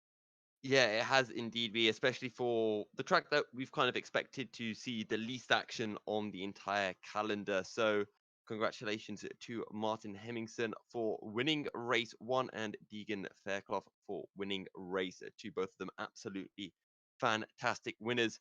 If you're an aspiring driver out there and you want to sign up, make sure to do that. I think I myself am going to do that after this race. So David, you might be seeing me in the Academy series in 2 weeks' time, potentially. But yeah, if anyone else does want to do that, make sure you head on over to the GPVWC website. You can find it just by whacking that in on Google, or alternatively, drop GPVWC a good old follow on Twitter. From myself and David, that is everything from the GPVWC Formula Challenge Week 4, Round 7 and 8. And we will be back, as Rodrigo mentioned, in Baku for rounds 9 and 10. Stay fast, always wash your hands, and we will be back next week in 2 weeks' time. I do apologize, in Baku. To keep up to date with the latest GPVWC videos, click on the subscribe button, or check out more of our exciting sim racing action by choosing a video. For more information on the league, visit gpvwc.com.